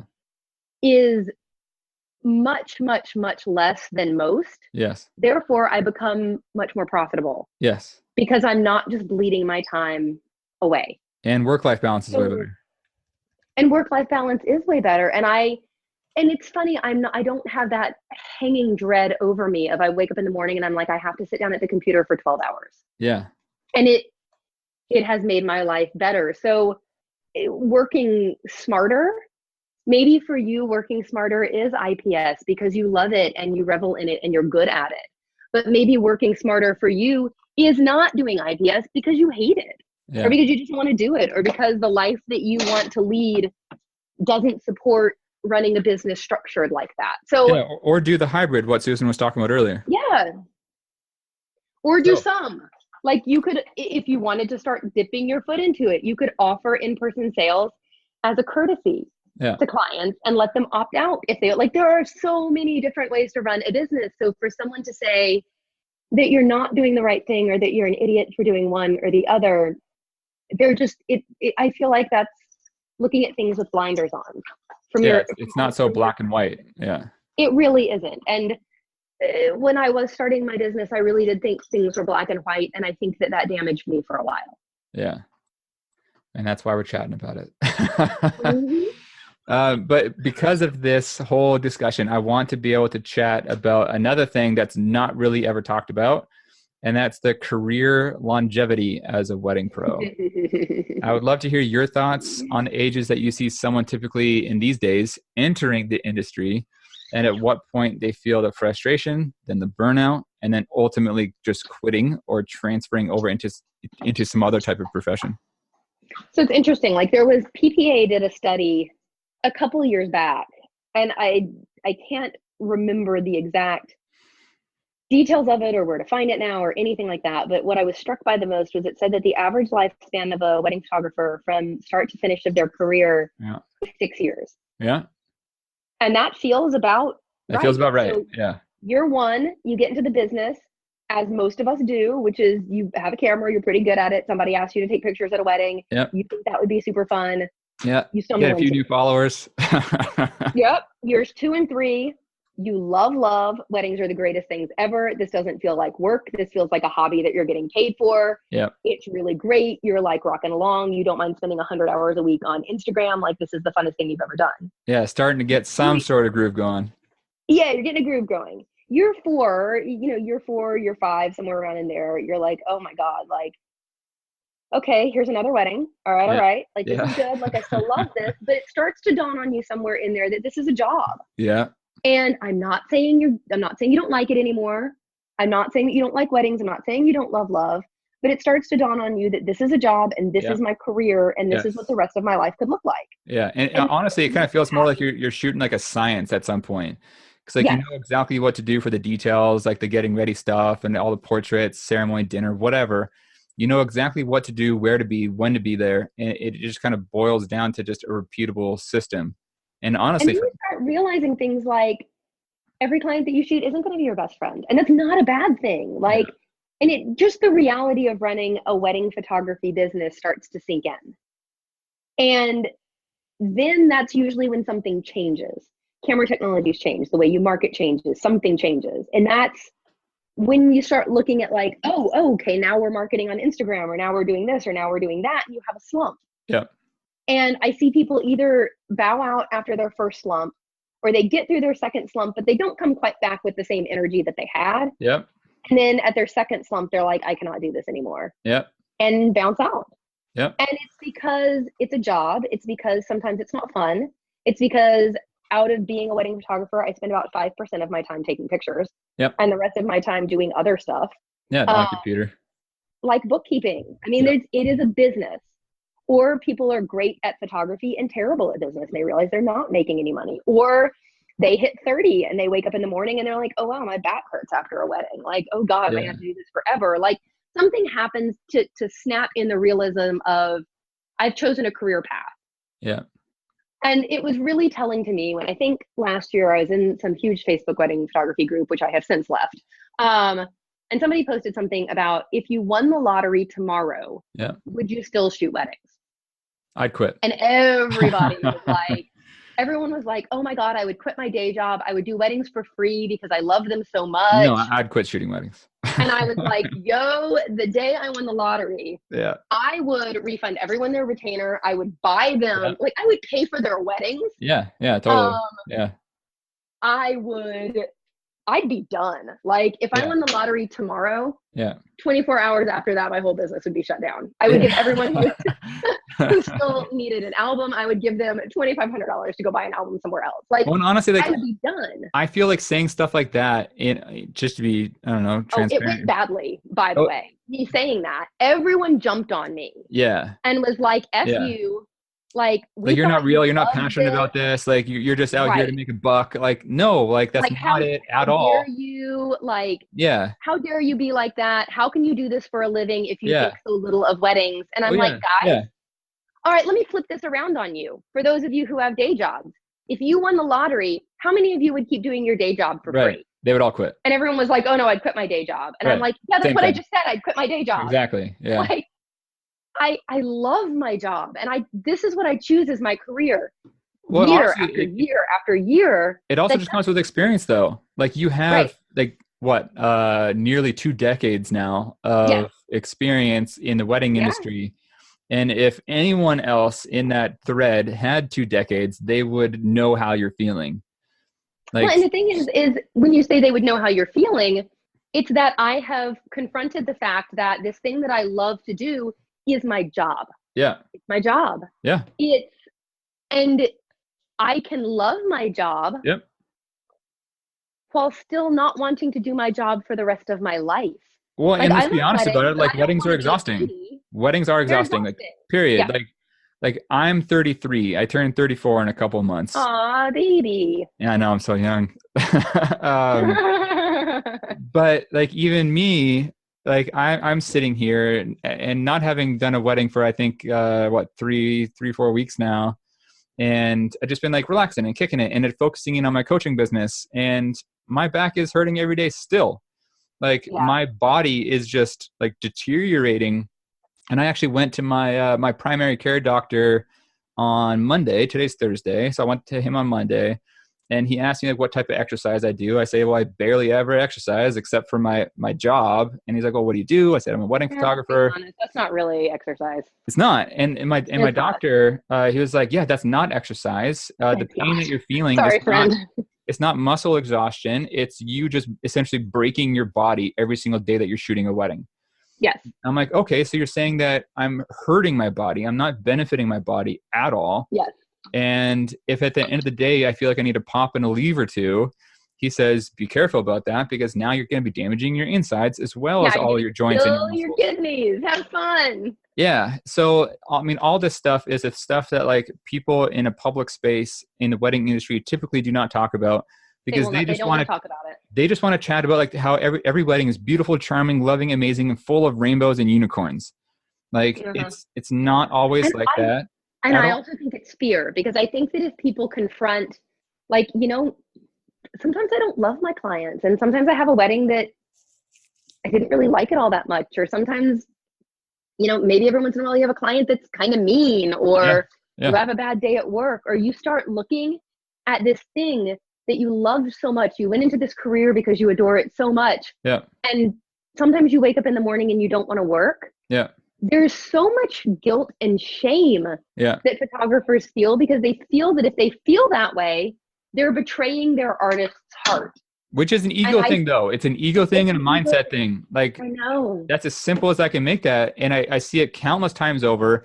And whenever I say this kind of stuff, like, oh, like, this one particular wedding didn't really enjoy it because X, Y, and Z, but it's Yeah. still in like a photographer group and not on my public page so my clients can't Yeah. see it. Oh, sure. But I'll get, torn a new one essentially because it's not like, oh my God, it was amazeballs and I love my best friends forever because these clients of mine are really sweet and cool and fun. And no, like stop being so fake. You don't need to say that on every single Instagram post that you put out there. Just tell And like we're not this. saying lie. I'm not saying put a Yeah. picture up on Instagram and be Yeah. like, well, this bride was mean and she made me cry for 3 Yeah. days. Yeah. Enjoy Yeah. the Yeah. picture. Like, you Yeah. don't have to do that. And- But at the same time, this false, inauthentic yes. marketing Yes. where everyone loves love, and Yes. if you look at every photographer's bio, it's Yes. loves Jesus, coffee, and love. Yes. And it's like, okay. I mean, that's great, but like, And they're all if saying, let's everyone be does the best friends, say thing, hello, let's yes, chat. Like every single marketing message now yes, is so the same. it's the same. And it also does our industry a disservice, and it does Yes. wedding photographers as human beings a disservice, Yes. because it makes you feel like if you wake up on a Saturday and you're like, Yeah. God, this is like my 14th Saturday in a row going to a wedding. Like, Yeah.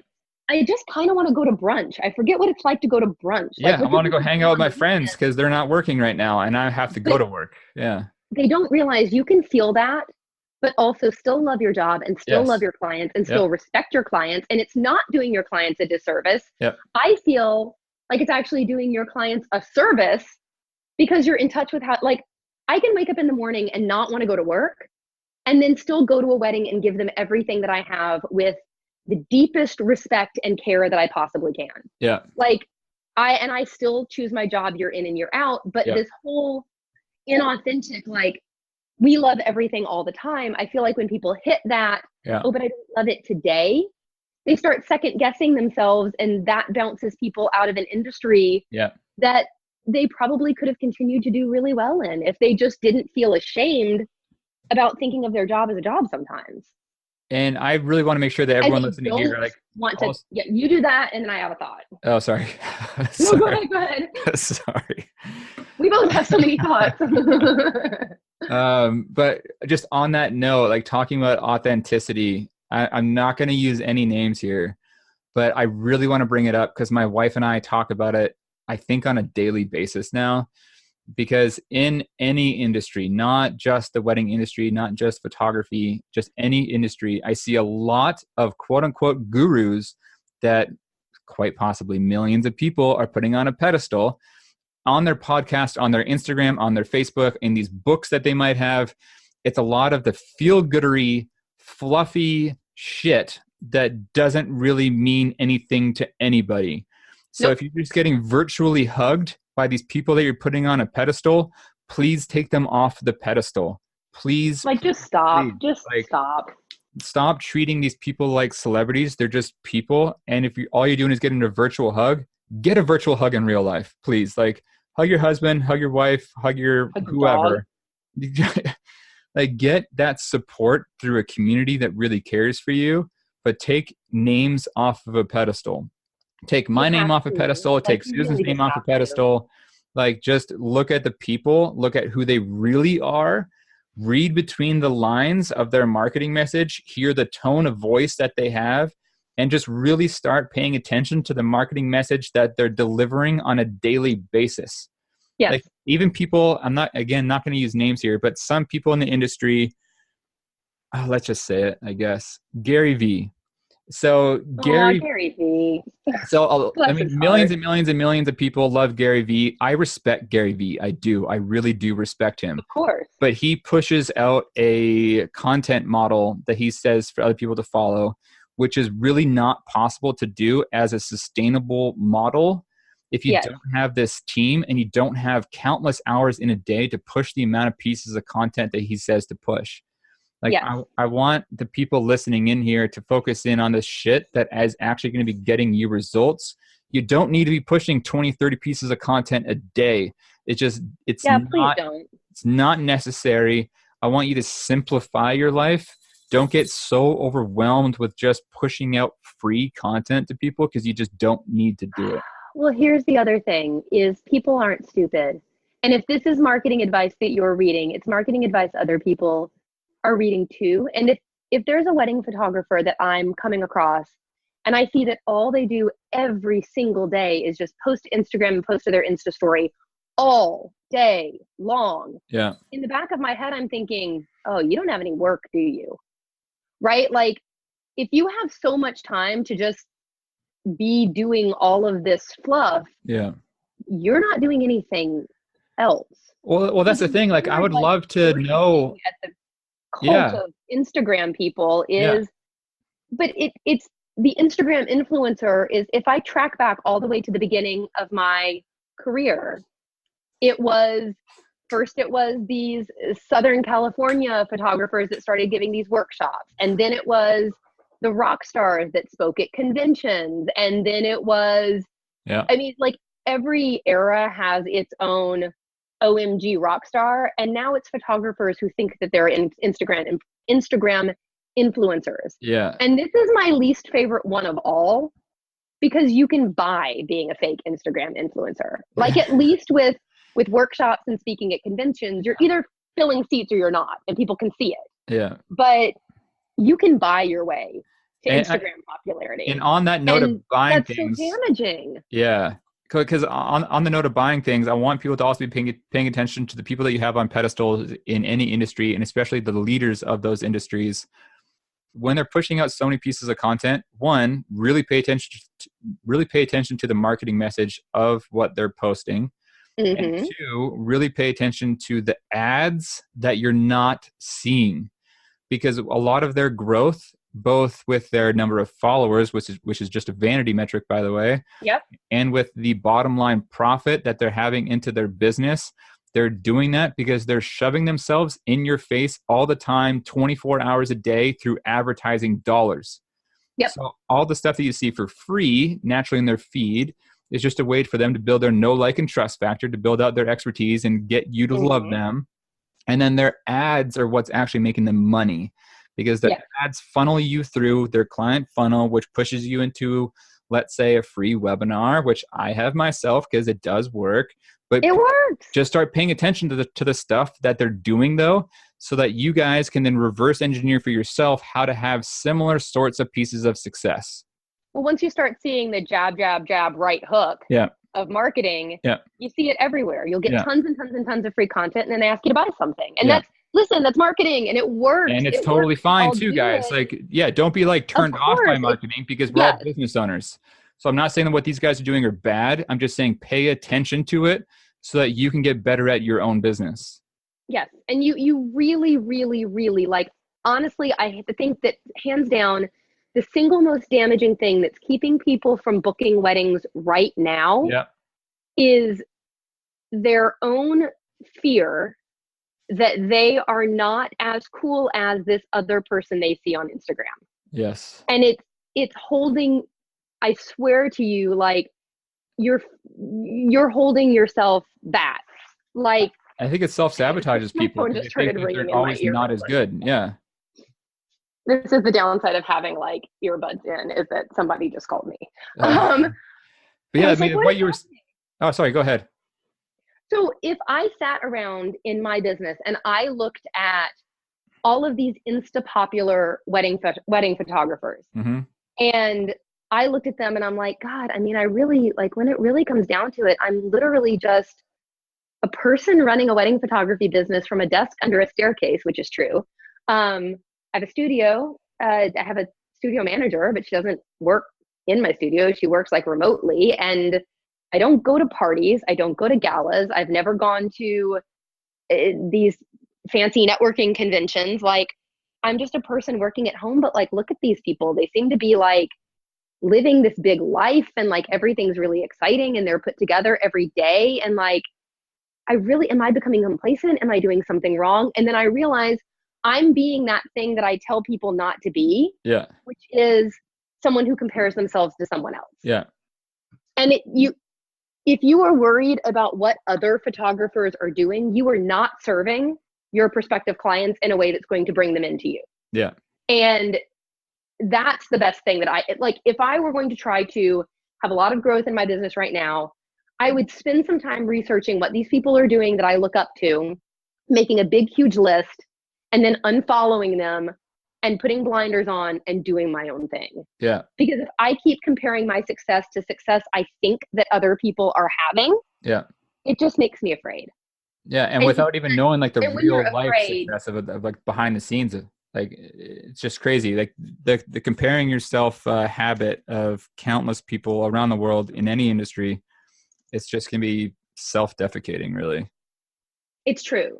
So legitimately, the best thing that you can do for your business to book more weddings is to stop being obsessed about how other people are booking weddings. Yeah. Like, it is just going to make you crazy. It's not going to help. Like, it really is not going to help. Yeah, no, I think it's crazy. Like, I think that there's so many things that I could possibly ask you on this podcast, and I'm sure that you and I can just literally just chat for days about everything. Well, I mean, right now we have, how long? We've been recording this podcast now for almost 2 hours? Yeah, I think so. So I'm just going to let you go. But before you take off, is there anything else that you particularly love to chat about, or maybe something I've overlooked? I mean, really, I just think that the message of all of this is, if you want long-term success in the business, the most important thing that you can learn about is yourself and your financial needs and what you want. And then tailor a business that will give you the financial results that you need long-term. Look at what other people are doing, but don't let them get you down. It's not a popularity game.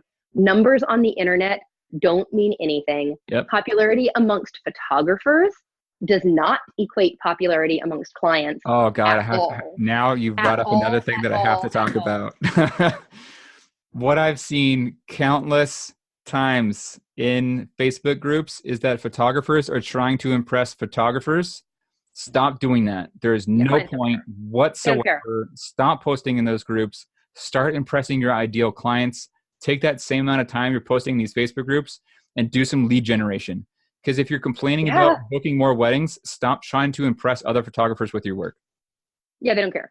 Like they don't care. They really don't care. And other photographers being impressed with you is not in any way going to translate to Money. clients being impressed with you. Clients Yeah. don't care. Clients Yep. don't know what a Canon Explorer of Light is. Clients don't know what a WPPI Grand Award is. Like the Yep. things that we're impressed by that other people get, clients don't know or care. They don't care. So stop thinking that popularity amongst photographers is going to actually help your business of actually Yep. booking clients. And if you think that popularity amongst photographers is going to lead to you having a lucrative teaching business, that's not something that you can just pull out of your butt.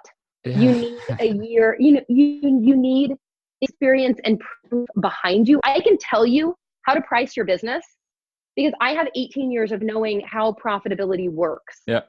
And I have a track record behind me that can support everything that I'm saying. Yep. So stop being afraid of what you're doing. Stop comparing yourself to other photographers. Run your numbers Yeah. and then do the work. There is no silver bullet.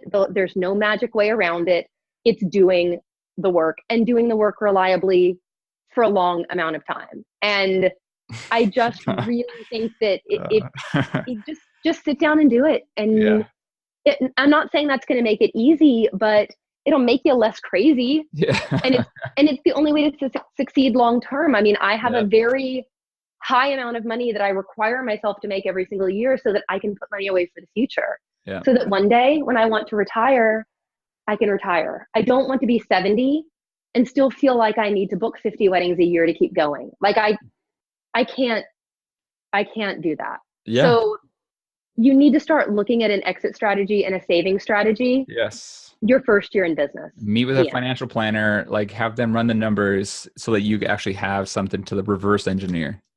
Exactly. Like I know exactly how much money I need to put away every single month Yep. to start building the ability to retire when I want to retire. Exactly. And I waited to do that until I was 30. Yeah. And if I had done that when I was 23, I would Yeah. be way ahead of where I am now. And I'm in a Oh good yeah. place now, but I'd be in a way better place. Oh yeah. Oh yeah. Even if it's $20 a month, even if they tell you, listen, you're barely making any money right now, put $20 a month away, do it. Yeah. And then maybe $20 a month becomes $100 a month, becomes $1,000 a month, becomes $5,000 a month. It grows over time. So don't put your head in the sand and ignore the exit strategy. This is a passionate business. It's people's relationships. People get very emotionally invested in it, but you also have to look at it as a business, as with any business, preparing for the future. And none of this is meant to scare you. This is all meant to make you feel better. Yes. Because I've been doing this for 20 years and I'm still doing fine. Yep. And I'm not doing fine because I'm Susan Stripling. Yep. I hate it when people say that. Like, Yep. well, if I get to where you are, I'll be doing fine too. Dude, no. You're just doing the stuff that works. That period. That's it. Yeah. I'm working smarter. I'm becoming more efficient. Yep. Like combining things that are popular now with things that work long term. Like get off Instagram, stop being afraid, run your numbers, and get out and meet actual clients. Love it. And I know that you're busy, so I'm going to let you go before we keep rambling here. Which we could for like forever. And I hope we do this again because this was great. Yeah, it was awesome. But before you go, please let all the listeners here that are still listening after these 2 hours or whatever this has been, please let them know where they can go to learn more from you. Yeah, if you want to learn more from me, hit up Facebook and look up Susan Stripling's The Wedding School. We have a free Facebook group. I will sell to you in there. I'm not going to lie. I do sell educational resources, but it's also a free group that's a really wonderful educational resource. You're welcome to come in there and say hi. It's super helpful. But if you would like to invest money in your education, theweddingschool.net is just my hugely comprehensive online educational resource. It's everything from how to price yourself to how to use off-camera flash to there's a 14-hour video where you can go with me to an entire wedding day with no breaks whatsoever and see every raw file I take as I take it. So listen, there's a lot in there. Feel free to come over and poke around. And if you want to become a member, we'd love to have you. So you heard it from Susan. Go check her out. Go check out her free Facebook group. Just learn more from her because obviously she's super awesome.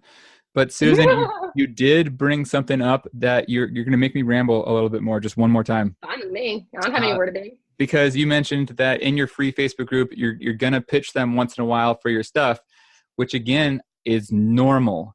And for a lot of the people listening here, they have this stigma that's attached to educators these days because they want educators, as what I've personally seen thousands of times now, that why aren't you just helping people out? Why aren't you just giving back to the community for free because you're just wanting to give back? What is this community over competition thing if you're trying to sell me on your thing? Oh my God. Sorry, you just made my I'm sorry, I know you're trying to stop the podcast, but you just made my rage fire. Yeah. So, but you've seen it, I've seen it, and I want people to really understand this because I even have a blog post dedicated to just this one topic here because it makes me really passionate because I'm an educator and because I have my own course. I want people to understand that my course, Susan's course, our consulting, our coaching, that's how we put food on the table for our family. So this is a business just like your own. So please just treat educators with respect because we have decades of experience combined with Susan and I. And this is what we do to earn a living. And this is how we are able to give back to the community. We do not give out free information about how you make 6 figures a year. You have to pay for that information just like a regular business. And the thing that's really funny about that is I do have a free resource for people. You can come in. I will answer your questions. Yeah. But if I answered every single question that was emailed and DM'd and messaged me, I would spend 40 hours a week answering questions for free. Yes. And there does reach a point where I have created high quality educational content that I had to pay videographers and editors and a website and all of that to get up there. Yep. If you want access to it, it is not free. And community over competition, I feel like at heart is a very nice sentiment. At worst is a way of shaming people for not giving things away for free. Yeah. And I think will one of the best ways to support your community is by buying their things. Like that's why I like to support local businesses and go to a mom and pop shop and buy like their boutique items or go to a small restaurant and buy from her and maybe not a big chain. That's how I support my community, by buying their things. So if you're like really looking to level up your own business, anyone who's listening here, like really support the community by supporting them. And in return, if you're hiring the right people, again, don't look at these things like costs, look at them like investments. Because on top of that, not only are you going to get your return on investment, if you take action on the things that you're going to learn, you're also able to use this education as a taxable write-off. So you're actually going to be decreasing your taxable income at the end of the year and paying Uncle Sam a little bit less. Community over competition is giving back when I have the time to answer questions that help people. And I do that. I do. But the wedding school is also a full-time endeavor for me. Yes. And you cannot have that for free, and I will not feel guilty about it. Yep. It is a business. It is a paid resource. And no, you can't have it for free. Like, I'm sorry, it's $299 a year, which I think is missing a 1 in front of it. Like, it is such a huge resource that I refuse to feel bad for putting it all together in something that you can purchase, because by building this for you and you paying a fee for it, it enables me to continue to build more to help you. Yeah. And if I give you everything that I have for free, there is nothing left for my time. There's nothing left for my family. Yep. And there's no time for me to actually go out and earn a living. Yep. Like we'll be homeless, like on the street answering questions, you know? Yes. I refuse to feel bad for charging for what I know. Well, it's kind of like, you know, a wedding photographer. That, then what? I mean, imagine like all these Facebook groups, how wedding photographers are complaining that people are wanting wedding photography for free. Well, it's the same thing. It's the exact same thing. And so anyways, that's what I have to say about that. But I mean, honestly, what it comes down to, I think for both of us is love what you do, treat it like a job, stop being shamed by what other people are doing on their Instagram accounts, and run your business intelligently and efficiently in a way that works for you. And when you concentrate more on caring for clients and bringing in clients and impressing other photographers, that's how you book more weddings. All right, so now I'm actually going to let you go. Yeah, I should actually do my actual work. Yeah. Well, thank you so much again for being here with me here today. I really do appreciate it. I had a lot of fun speaking with you, and I know that it's not going to be the last time I see you here on this. No, and hopefully you'll be speaking for me sooner rather than later. I would absolutely love it. Just let me know. Pretty freaking great. Yeah, that'd be super cool. All right, well, I'm going to Cool. talk to you really soon. All right, I will talk to you later. All right, thanks, Susan. All right. So that was a super long chat with Susan Stripling, and that was packed with super valuable info. And that was 2 hours of information, and all of that for 100% for free because you are right here on the Elevate podcast. And the only thing that I want from you guys in return who absolutely love this podcast episode is if you subscribed, rated, and reviewed the show. And to learn more about Susan or her educational program, The Wedding School, just send her a message through her website. She's super down to earth and she has the experience to back it all up.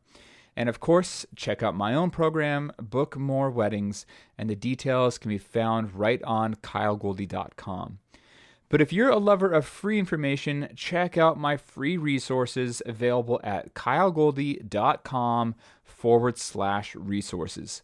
Again, that's kylegoldie.com/resources. Thanks so much for staying with us until the end. This has been a lot of fun. And again, a big thanks to Susan Stripling. I look forward to seeing you on the next episode.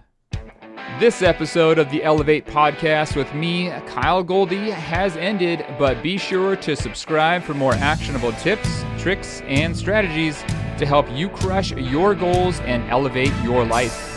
Don't forget to rate and review so that I can continue to help bring you the absolute best content and help you set yourself up to win. I'm going to see you on the next episode of the Elevate podcast.